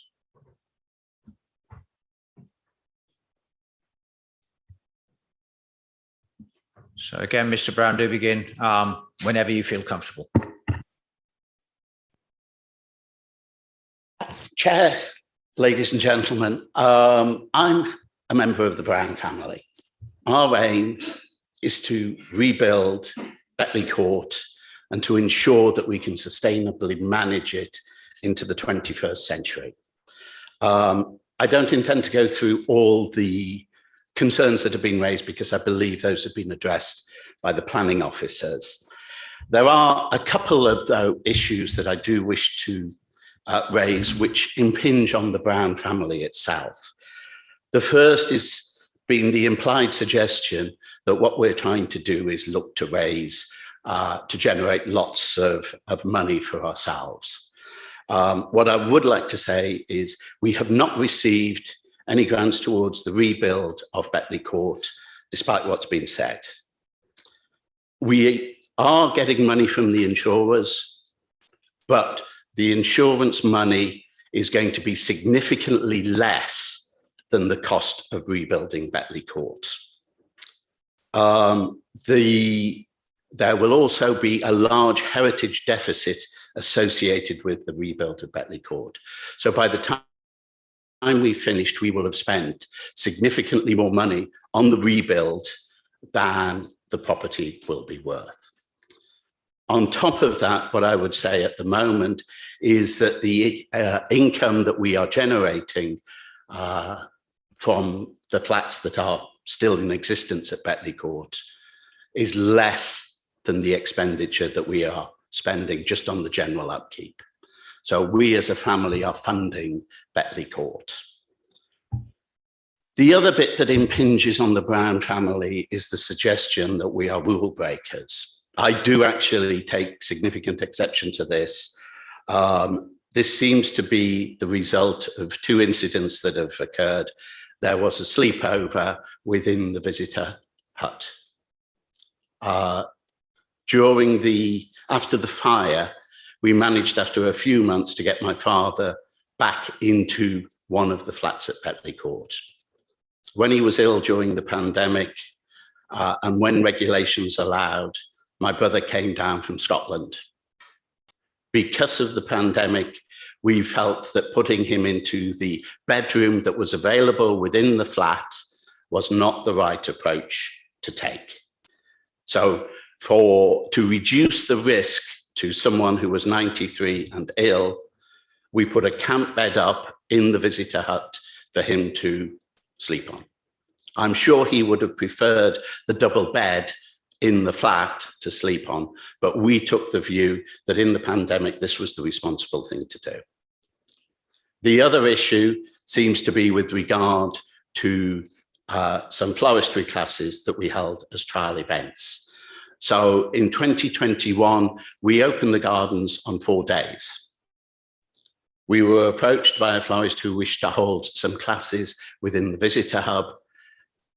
We decided that this was a good opportunity to test the concept, and we gave her permission to have a number of test events on the days that we would otherwise have opened to the public. This was for 4 to 6 people to run floristry courses for 2 hours.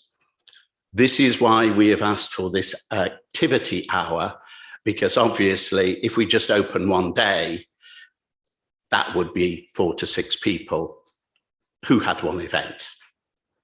So we asked for an approach that would allow flexibility into the size of the events that would go ahead.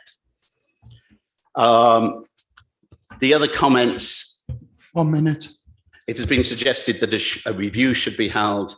I would like to say that if we do have a review, I don't believe it's necessary, but if we do have a review, I would like to have it done within the first year. We would find it difficult to justify investment going forward if we didn't know what was going to be the case. I would also point out that once we've got the flats back up and running, they're not protected by that high brick wall. It would be self-defeating for us to do a lot of work to have activities that would do a lot of noise and disturbance, because obviously we wouldn't get tenants to move into the flats. Yes, I'm not resident in the flat, in the house, but the family does come back on a regular basis. My brother is coming from Scotland next week, and we'll be spending a couple of weeks there. My brother from Australia is coming the week after, and we'll spend time there. And then I will be moving. I'll stop there. Thank you very much, ladies and gentlemen. Thank you very much, Mr. Brown. So before I open the item for debate, I'll just ask our officer to comment on what has been said so far.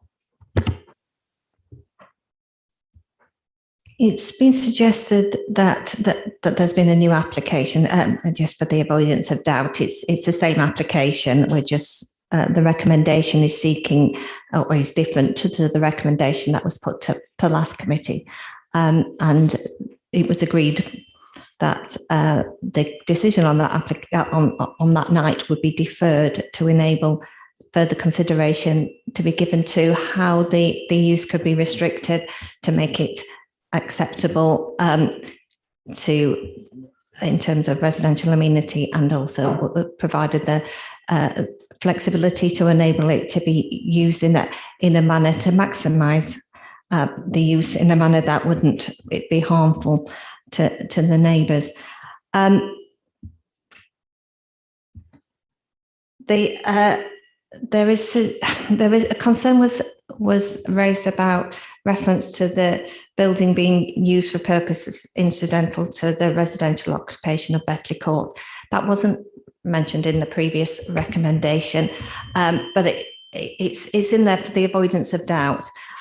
This is a building that sits within the extensive grounds of a building that it has been and is still, though to a lesser extent, in residential use. Obviously, the building previously, prior to the fire, was subdivided into a number of flats, and the occupation of the main building has ceased while renovation works are taking place, but there is still some occupation within parts of the building that weren't as badly affected by the fire.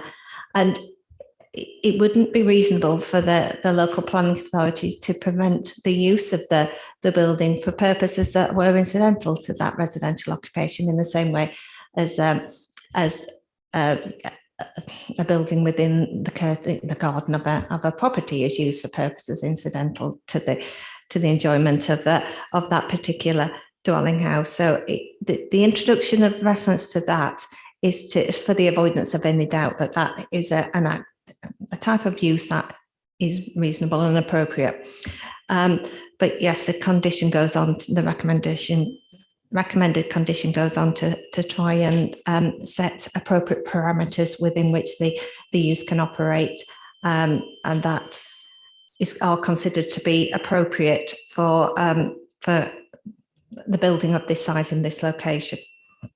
Reference has been made to granting a temporary consent for a period of 2 years. That's referred to within the supplementary report. There certainly, it is well, there are circumstances where a temporary permission may be appropriate, and such circumstances include where a trial run or a sort of a monitoring period is needed to assess the impact of a development on an area. So whilst your officers aren't recommending such a condition, it is something that can be imposed if it's considered necessary. Mr. Brown, in support of the application, suggested that any temporary, any limitation should be for a period of a single year or within a year. But you have to ensure that any trial period or any limitation of that nature is for a sufficiently long period of time that you can fully understand the impacts of the development and can decide whether, and this would have to be a fresh application that would require this, would facilitate this, whether a permanent permission would then be granted and under what restrictions you should impose. So I would suggest that less than a year isn't long enough to properly assess the impact of the use of the building as proposed, and that a 2-year period would be more appropriate. And at the end of that period, information could be provided in support of an application to extend the period or make the use permanent. That would enable the decision maker, plan committee at the time, or officers to judge the planning merits of the scheme and assess whether it's appropriate to retain those uses into the future. I think I have covered most of the key points, but obviously I'm happy to answer any questions. Thank you very much, Ms. Moulton. So I now open the item for debate and comment from members. Councillor Jones, wish to speak? Thank you, Chair. I just want to look at the conditions of permit as put out in the supplementary, and there's just a few things that I'd like to explore. I am sympathetic to both sides of this application, both the applicant and the residents. I'm a little bit unsure about the 320 activity hours per week. I've done some quick maths, and I'm probably wrong, even though I'm a scientist and have a background in these areas. But to me, that would suggest that an event for 5 people could run from 8:30 a.m. to 9:30 p.m. 5 days a week. I think that's quite excessive, quite frankly, without any other protection there. I'm also, I think, a restriction of 1 day a week is too much. I think that's too restrictive to exploring the viability of this. I don't necessarily agree with 5 days a week, but I neither agree with 1 day a week. And I think there's probably a happier middle ground. I am a bit worried that events could run from 8:30 to 9:30 p.m. That does worry me, with the way that the metric of these activity hours could work, particularly if we reduce the number of days. We'd have to do that with a reduction in the number of activity hours. And I'd like some reassurance about where these activity hours have been applied elsewhere, that this is based on standard and experience that we have with other types of restriction. I'm satisfied with item number 4. I don't think the applicant needs to provide a register to us. Item 4 is quite clear on that. The applicant has to provide that register to us. If we turn up and ask for that register and the applicant can't, they're in breach of their planning conditions. So I don't think we need to add on that they need to present or lodge that register with the planning department. I think it's well within our gift to turn up and demand to see that register. I don't think that changing that condition will make much of a difference. The one thing that I am a little bit concerned about, but I'm happy to be reassured, on condition 6, loudspeaker amplification systems shall not be installed in the building. What would be the scenario where those were outside of the building? Do we need to be a little bit clearer with the restriction there to say loudspeaker amplification systems shall not be used, where there's a situation when they could be used outside of the building? I'm a little bit iffy about incidental purposes for the residential use of the building, but I'm quite happy to accept the officer's explanation that we wouldn't require that of a residential property. So it would be unfair for us to require it of this property and questionable of our decision in that case.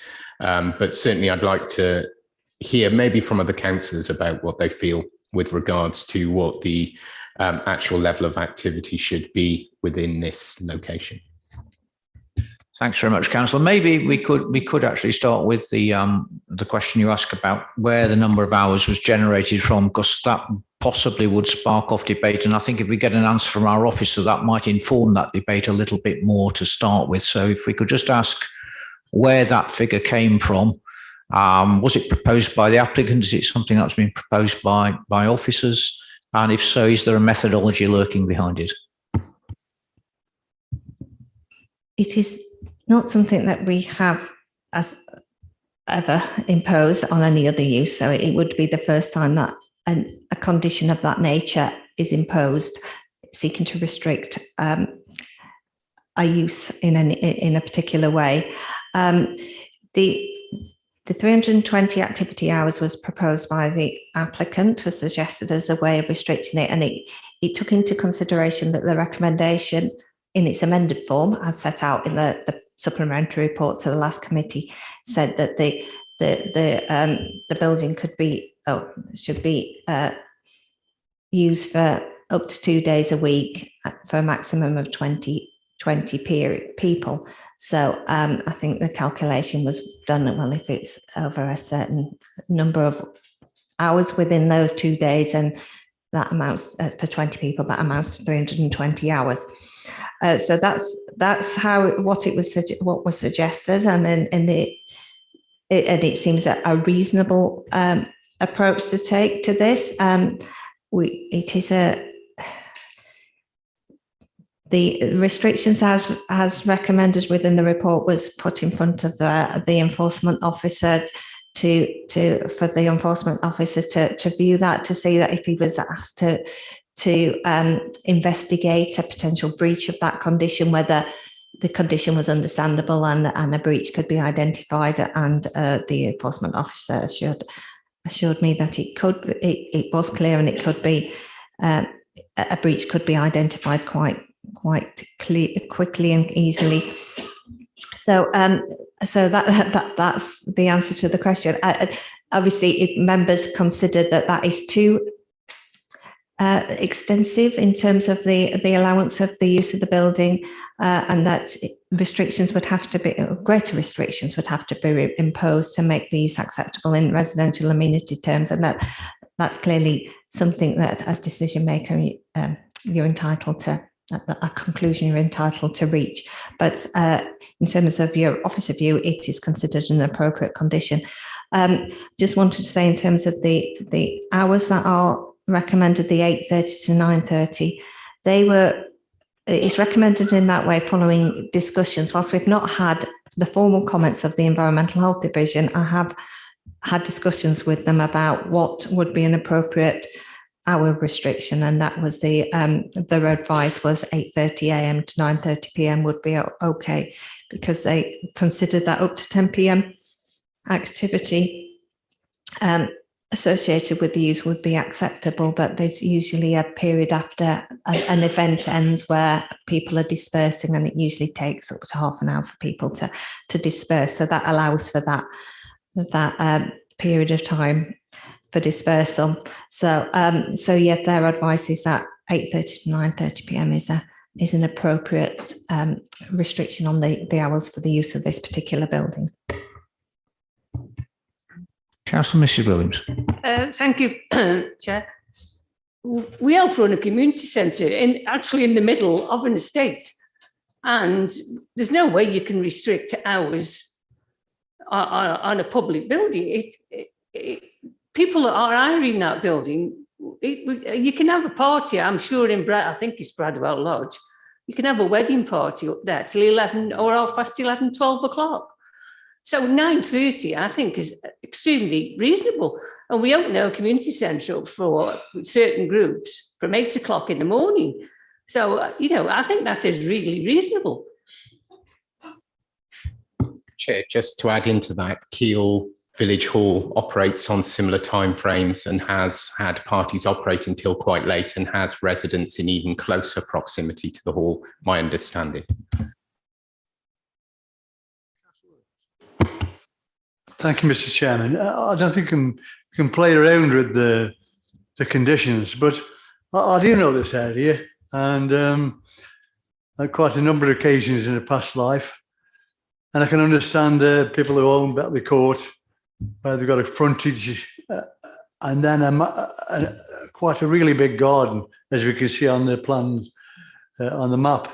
But also, I can understand the residents that live there, and no matter what conditions you could put on, I can see this activity getting bigger and bigger, really, for the entrance down another lane off quite a busy road where people park because they haven't got anywhere else to park their frontage, but down another lane and then into this really big, surprising big area with the car park and whatever. So I'm really concerned with the timing and that, because of the residents who live there. It is a village. It's not like we used to probably in the urban area rather than being out in the sticks. But I am really concerned with that, and I don't think we can either refuse it or accept it. I think we can play around with the conditions, Mr. Chairman. So I don't think I can accept the conditions and actually the planning application. Thank you. If I could just ask our officers, perhaps on behalf of Councillor Jones, who raised the question of amplification, and we're looking at condition 6 here. Loudspeaker amplifications shall not be installed in the building. My first question will be, does that include, installation at one level might imply a permanent fixture? So does that condition include temporary fixtures, i.e. someone who hires the building, brings their own material and drops it in the building? And the second question I think the councillor was interested in is, were some events to happen in front of the building, so to speak, whether speakers could be placed in front of the building so they're not actually in it, would that be covered by this condition as well? Or were the committee so minded, could we put in a reworded condition to exclude those possibilities? Well, certainly that was the intention, and yes, it's not. Yes, having heard what I said, I could understand why the concern is expressed. Yes, the condition was seeking to say that there should be no loudspeaker amplification systems used in connection with the use of the building. So yes, a revised wording of the condition would be appropriate and should cover that. Perhaps, I don't know, because I'm sure our officers have access to finer legal minds than my own. Something to, tying that ban to events as opposed to the building might be the way forward there in that respect. The events would not be allowed to have amplification regardless of where it was or whether it was temporary. But I'm sure our legal section could cover that where the committee is so minded.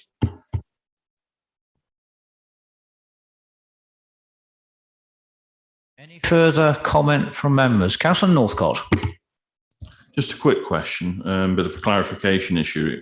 Where did the 5 days come from?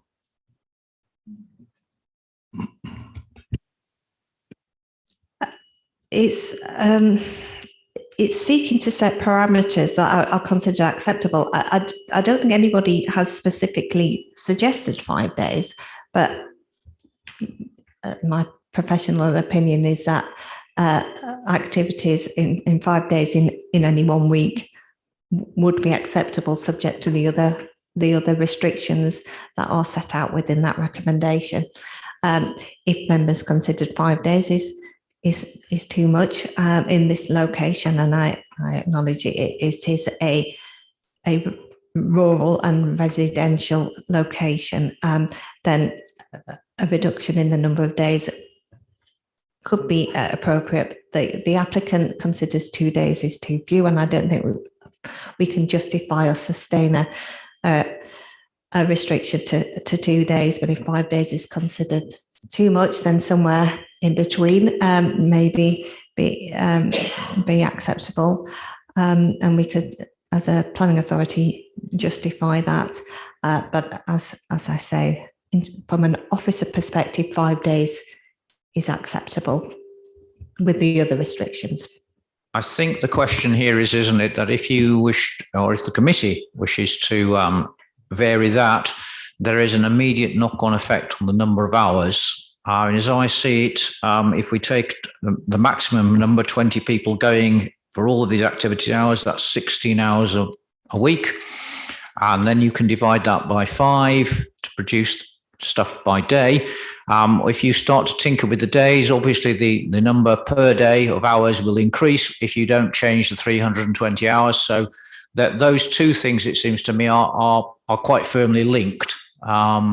Again, I think it's for people to sit back, members to sit back and think whether the spacing of that is justifiable as it stands. But as I say, I think it would be perilous to alter one part of that without giving due regard to the other half of the equation.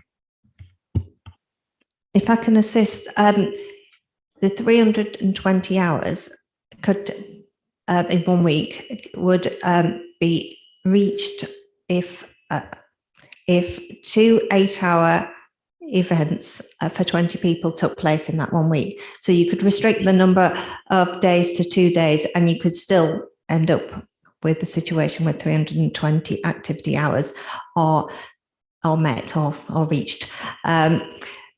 So it's a combination of all the things.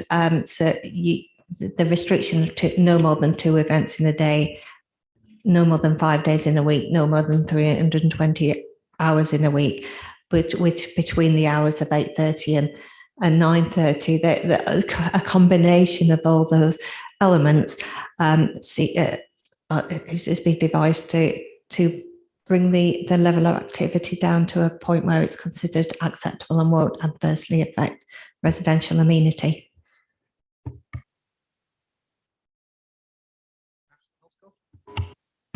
Thank you, Mr. Chairman, for allowing me to come back on that. I was just taking the debate on from a colleague, Councillor Jones, whether we could, sort of reach a bit in the middle where all parties are compromising and a little bit of an agreement is made, rather than one party having too much of a balance. That's my thought, that perhaps we could reduce it to 4 days to lessen the impact. And the other point I wish to make is about the planning permission for a specified period. If I was an applicant and I was confident that I could run a business along the lines and parameters that I've set out to do, then I wouldn't be worried about a specified time period, because I'd welcome it and say, well, bring it on. After 2 years, I get my full planning permission. Thank you. Now, I think in that respect, let's make sure we keep our debate a little bit focused. That it seems to me that there are three things that have been put into the air there. One is the number of hours, one is the number of days, and one is any form of trial period. None of those things, I note, are in the recommendations that lie before us. So members may feel content with those recommendations. If they do not, it is incumbent upon them to propose things now. But again, I think I ought to stress that certainly the days and the hours are linked together. So do have due regard if you wish to amend these things, to adjust those two, I think, accordingly. The issue of a trial period, of course, is quite a separate thing. And again, that's not in the recommendations, but as our officer said, it is perfectly within the remit of the committee to impose such a trial period if the committee wishes to do so.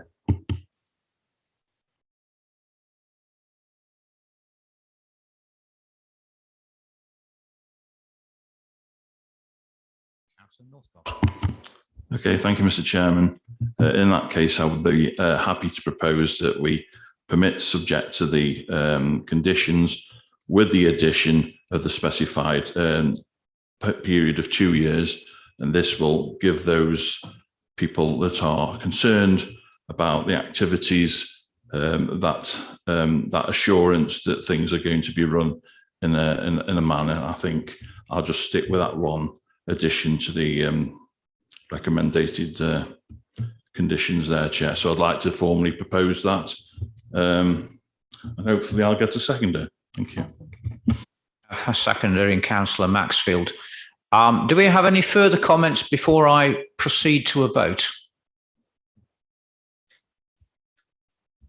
In that case, what I'm going to do is this. I'm going to first take a vote on the recommendations as they stand, and then I'll take a vote on the additional recommendation in case any member feels a disagreement in themselves between what's printed and the addition. And obviously, if the recommendations fall to start with, it is futile adding extra ones, because then the vote has no purpose. So in the first instance, I'm going to ask for those in favour of the recommendations as printed, remember please on the supplementary recommendation sheet. So can I see please those in favour of those recommendations?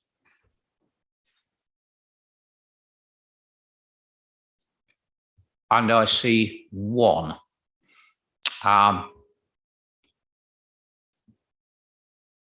Let me make sure that that looks like a little bit of confusion. As I say, what I was going to do is, because some people may be happy with the recommendations, but not happy with a trial period. All right. So my proposal was that we vote on the recommendations as printed, and then we'll have a vote on adding an extra recommendation as proposed and seconded, that those recommendations are subjected to a 2-year trial period. So if you're completely against the recommendations as printed, this is your moment to vote against. If you're happy with those recommendations, vote for them. And then if you would wish those recommendations to be subjected to a 2-year trial period, we will add that as an additional recommendation. Are members clear with what we're going on? I'm perfectly happy if members wish for us to combine that and simply have one vote with an additional recommendation that there be a 2-year trial period. And Mrs. Moulton tells me that I should do that, so I shall bow to her higher authority. Could I see, please, members in favour? Hang on, no, now we've got an argument between officers. I shall fall back. Yes, there's just a temporary 2-year period as recommended by, or as proposed by Councillor Northcote. But does that cover the loudspeaker amplification as well? Just as a point of clarification. My understanding, Mrs. Moulton, was that what you said to us, that was your intention was that that recommendation be to disqualify amplification in any form, and thereby we would look to the rewording of that particular recommendation to make that absolutely clear that amplification was not to be permitted by the temporary importation of such equipment for a particular event rather than being installed on a permanent basis in the building, nor would it be allowed when set outside of the building for a garden party or whatever. Thank you. I'm now clear. So hopefully everyone else is. Let us see if we can march out of the abyss of chaos, which I apologise if I have created, and we'll then vote on the revised recommendations as printed on the supplementary sheet, with the additional recommendation as proposed and seconded that all these are subject to a 2-year trial period. Could I see, please, those in favour of such a recommendation with that addition? And I see 1, 2, 3, 4, 5, 6, 7, 8, I think. And those against? Councillor Williams against, but that is a minority vote, and therefore that passes in that regard.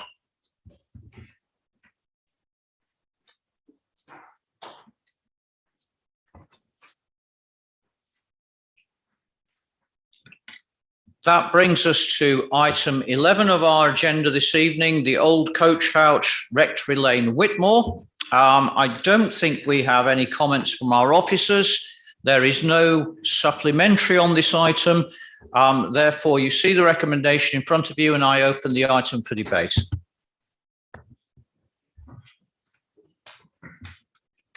Councillor Reddish. Just wondering if we can have some pictures of present and what is proposed, so we can sort of do a contrast.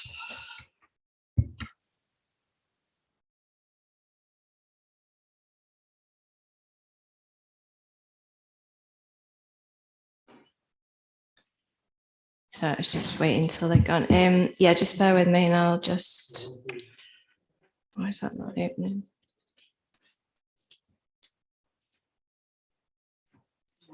Okay. I'll just share the screen.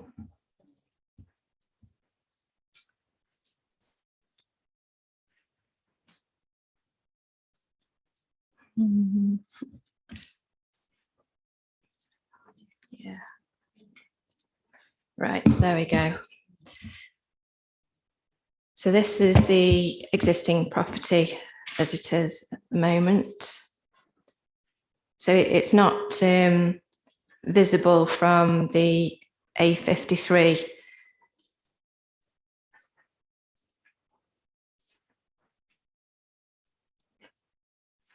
So it's obviously a reasonably attractive property, but it doesn't have any, it's not within a conservation area, it's not listed, it's not on our local list. And that's the garage building, the existing garage building to the rear. So that's the property as it is. I've got some plans to show you.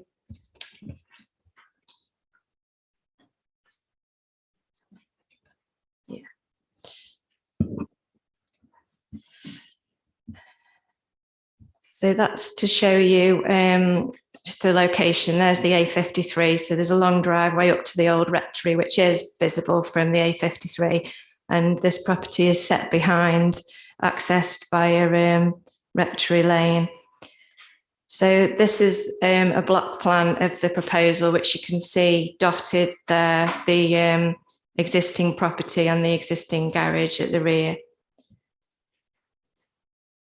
So these are the proposed plans.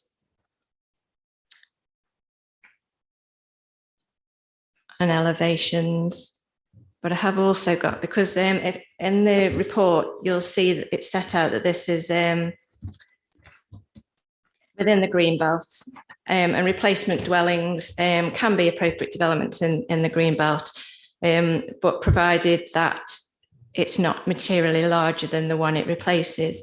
Now, in this case, the replacement building would be approximately 50% larger than the original dwelling. And given that a 50% increase is considered materially larger, it has to be concluded that it's inappropriate development in the greenbelt and should only be permitted if very special circumstances exist. But a significant fallback situation is that the current dwelling was granted planning permission last year for extensions that comprised a 50% increase in the volume of the dwelling. Those extensions were considered proportionate, and therefore it was concluded that it was appropriate development. So this provides the applicant with a genuine fallback position in that it's considered that the harm that the replacement dwelling, which is the plans you can see before you now, would have on the openness of the greenbelt would be no greater than the extended original dwelling. The permission for that remains extant and could be implemented at any time.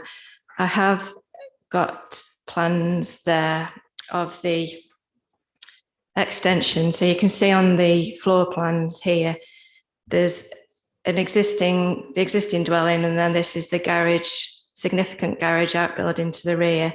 And the plans are to infill there and to extend out to the side and to the rear.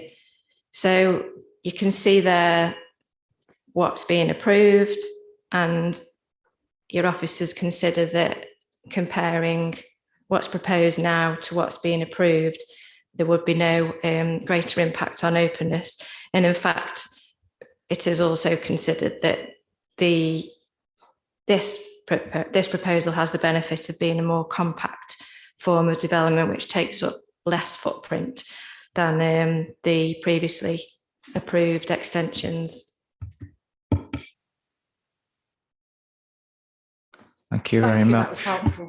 Could I just ask, looking at the design there, which is for the proposal before us tonight, what is the facing of that building? It looks like it's stone or some form of rendering in the form of stone. Am I correct in thinking that?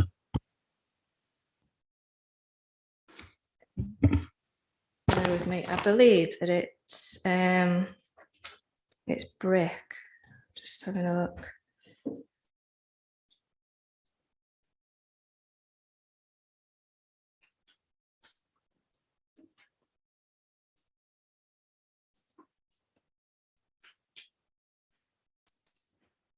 See if it's on the plans anywhere.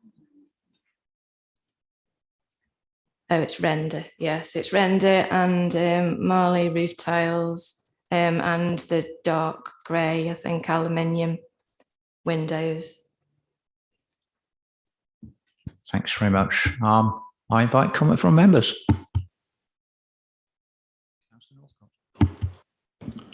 Thank you, Mr. Chairman. I know this property quite well. It's adjacent to the conservation area, and I'm disappointed that it isn't in the conservation area, because it has been a building that's been there for some extent now and is part of the character of Whitmore and neighbouring areas and properties. It would be sad to see this levelled, I have to say. So in that respect, I'm disappointed. I would have preferred to seen an extension to the property where the actual ridge height, and I accept the officer's recommendations that the footprint wouldn't be as much, but the height certainly would.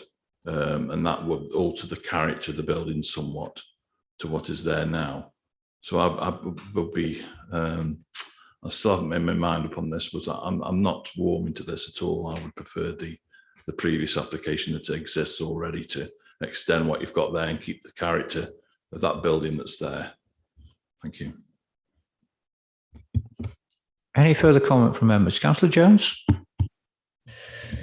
I would agree with Councillor Northcott in that the original building is a very aesthetically pleasing building. I quite like it, and I wouldn't like to see it demolished, but recognise that's my taste.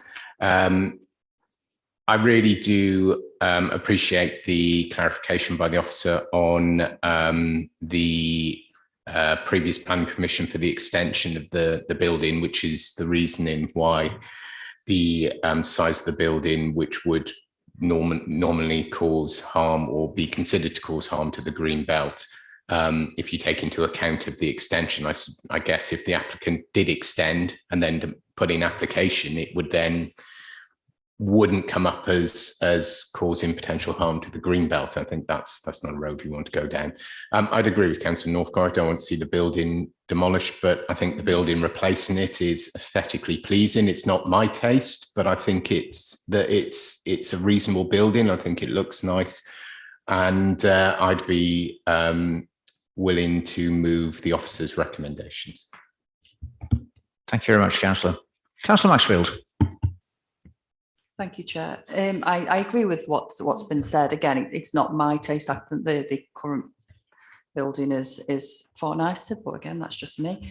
The officer said, you know, that it's actually going to increase the foot plan by an additional 50% by what's on there. But it's also, by reading, it's almost 2 metres higher at the ridge than the current one there. So that concerns me slightly from a view on the topography and everything else that goes on. But you know, it's on a sloping area, so I suppose it balances out. The other thing I'm slightly concerned about, but I'm hoping that somebody can give me some reassurances on it. It's on page 89 with regards to the impact on the trees, and I noticed, because it actually mentioned that there is tree protection orders on I think it's 3 trees, or it might be more, but there's 3 anyway that were within the close proximity to the site. And it says here that 2 of these are located in the western corner of the site and will not be affected by the proposal.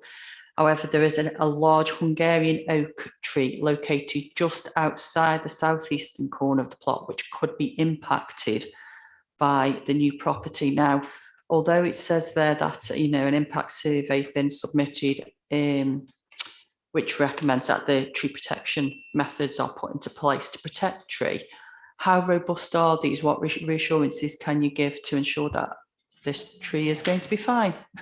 Thank you. Whether our landscape officer can answer that question, seems the most appropriate person to do so. Yeah, thank you. Obviously the recommendations will be that the protection is in line with the British standard, which is what we apply to all trees in development sites. So that is the best assurance that we can give, that the tree will be okay if it's done in accordance with that. So.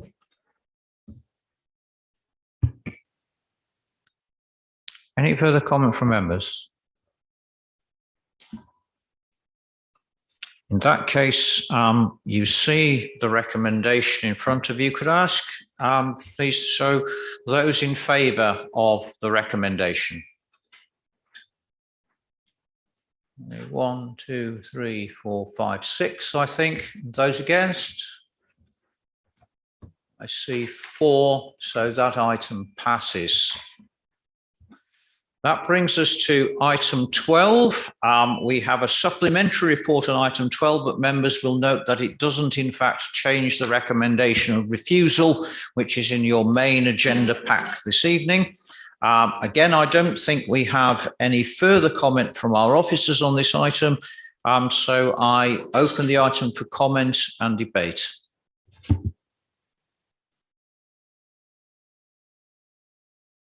Maxfield wishes to move to a vote. I'm happy to second that, to facilitate a vote. Could I see, please, those in favour of the recommendation? And I think that is unanimous, so that recommendation of refusal stands. That brings us to item 13, the 5-year housing land supply statement. And we have a full statement, and I thought really quite a well-written statement. I understood the complicated stuff anyway. I hope other members did. Perhaps I'll just ask Mr. Upton briefly to speak to this so that members can be up to speed on where we are. Thank you, Chairman. Yes, this item is brought. It's an annual update for members brought at this time of the year. The calculation is of the 5-year housing land supply position for the council. And the calculation is provided to confirm that there is a supply of 5-year, or seeking to confirm the position with regard to the 5-year housing land supply of deliverable homes in line with national policy. Members may be aware that if local authorities can't demonstrate a 5-year housing land supply, it then leads to the consideration of planning proposals against the presumption in favour of sustainable development as set out within national policy. As set out within the report, we calculate our delivery requirements based on the standard methods set out in national guidance. This provides a 5-year housing need figure as set out in the report of 1,838 homes, or 368 homes to be delivered a year, and that includes a 5% buffer. The report sets out the various categories of homes that could be delivered across the borough by 2026. The total includes homes with full planning consent, those with outline permission, changes of use and conversions, along with older people's housing and units of student accommodation, as well as a windfall allowance. There is an appendix setting out a schedule of sites that are included, and that's included for members this evening. You've found that delivered within your papers tonight. And accordingly, the council's calculation is that the borough has a supply of 2,689 deliverable homes, as set out in figure 10 in the statement attached to the report, and that is set out at page 117 of your agenda papers, and that supply equates to 7.3 years of deliverable homes. The report and the 5-year land supply statements are therefore published for noting and agreement respectively, as set out on page 103 of the agenda, Chair. Thank you. Thank you very much, Mr. Upton, and I hope members will agree this is a good news story. Really, we've struggled with these figures in years gone by, and it's heartening to see that we're ahead of the game at the moment. I don't know if any members wish to comment. Councillor Northcott, then Councillor Williams. Thank you, Mr. Chairman. I just wish to add my thanks for the officers for producing a well-written report. The details there if you need it, and also the summaries are there also if you need it. To me, this is very clear. I like stuff like this where I can see the breakdowns of each bit and how the calculations have been made. To me, it's a good news story, Chairman. Obviously, I'm pleased that we've got the figure that's been quoted here, but importantly, it shows the actual healthiness of the housing conversion rate that we're having in the area at the moment. Because in the past, we've had lots of planning applications that have been approved but never been delivered. And that always relies on the developer to put that into action. So I welcome this report, and I think we should accept this as read. And thank the officers for their sterling work in producing such a clear and concise report. Thank you. Councillor Williams. Thank you, Mr. Chairman. Yeah, it is a good news report and well set out by the officers. Just a question where we had in the past a planning inspector that says we couldn't include student accommodation, and then we had another planning inspector saying we could. So for the officers, where they feel in that, if a planning inspector comes back and says, well, you can't, can we or can we?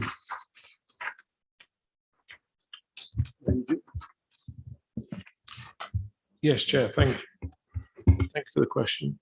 Yes, the as set out within the statement at page 112 in the papers, we do look at the planning policy guidance note regarding inclusion of student accommodation. So we believe we've taken account of that guidance in calculating the figures that are presented this evening, Councillor Williams. Thank you. The comments or our members' content that we accept this report? So I think we are. Let's move on to item 14, perhaps not so heartening. Here again, an update on something we've talked about before, the breach of planning obligation in association with the 23 houses on the former Silverdale station in Goodshed, Silverdale. As a brief update here, I draw members' attention to the last paragraph about the council's own position. I'm sure that were more detail to be asked for by members that could be provided in confidence. Are there any comments on the item as printed? Again, then, are we content to receive this report?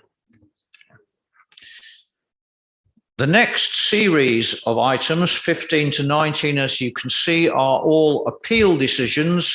Obviously, we can't do anything about these. I propose to take them on block and pause briefly with each one if members wish to make any specific comments about them. So does anyone wish to comment on item 15?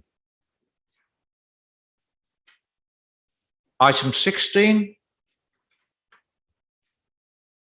Item 17?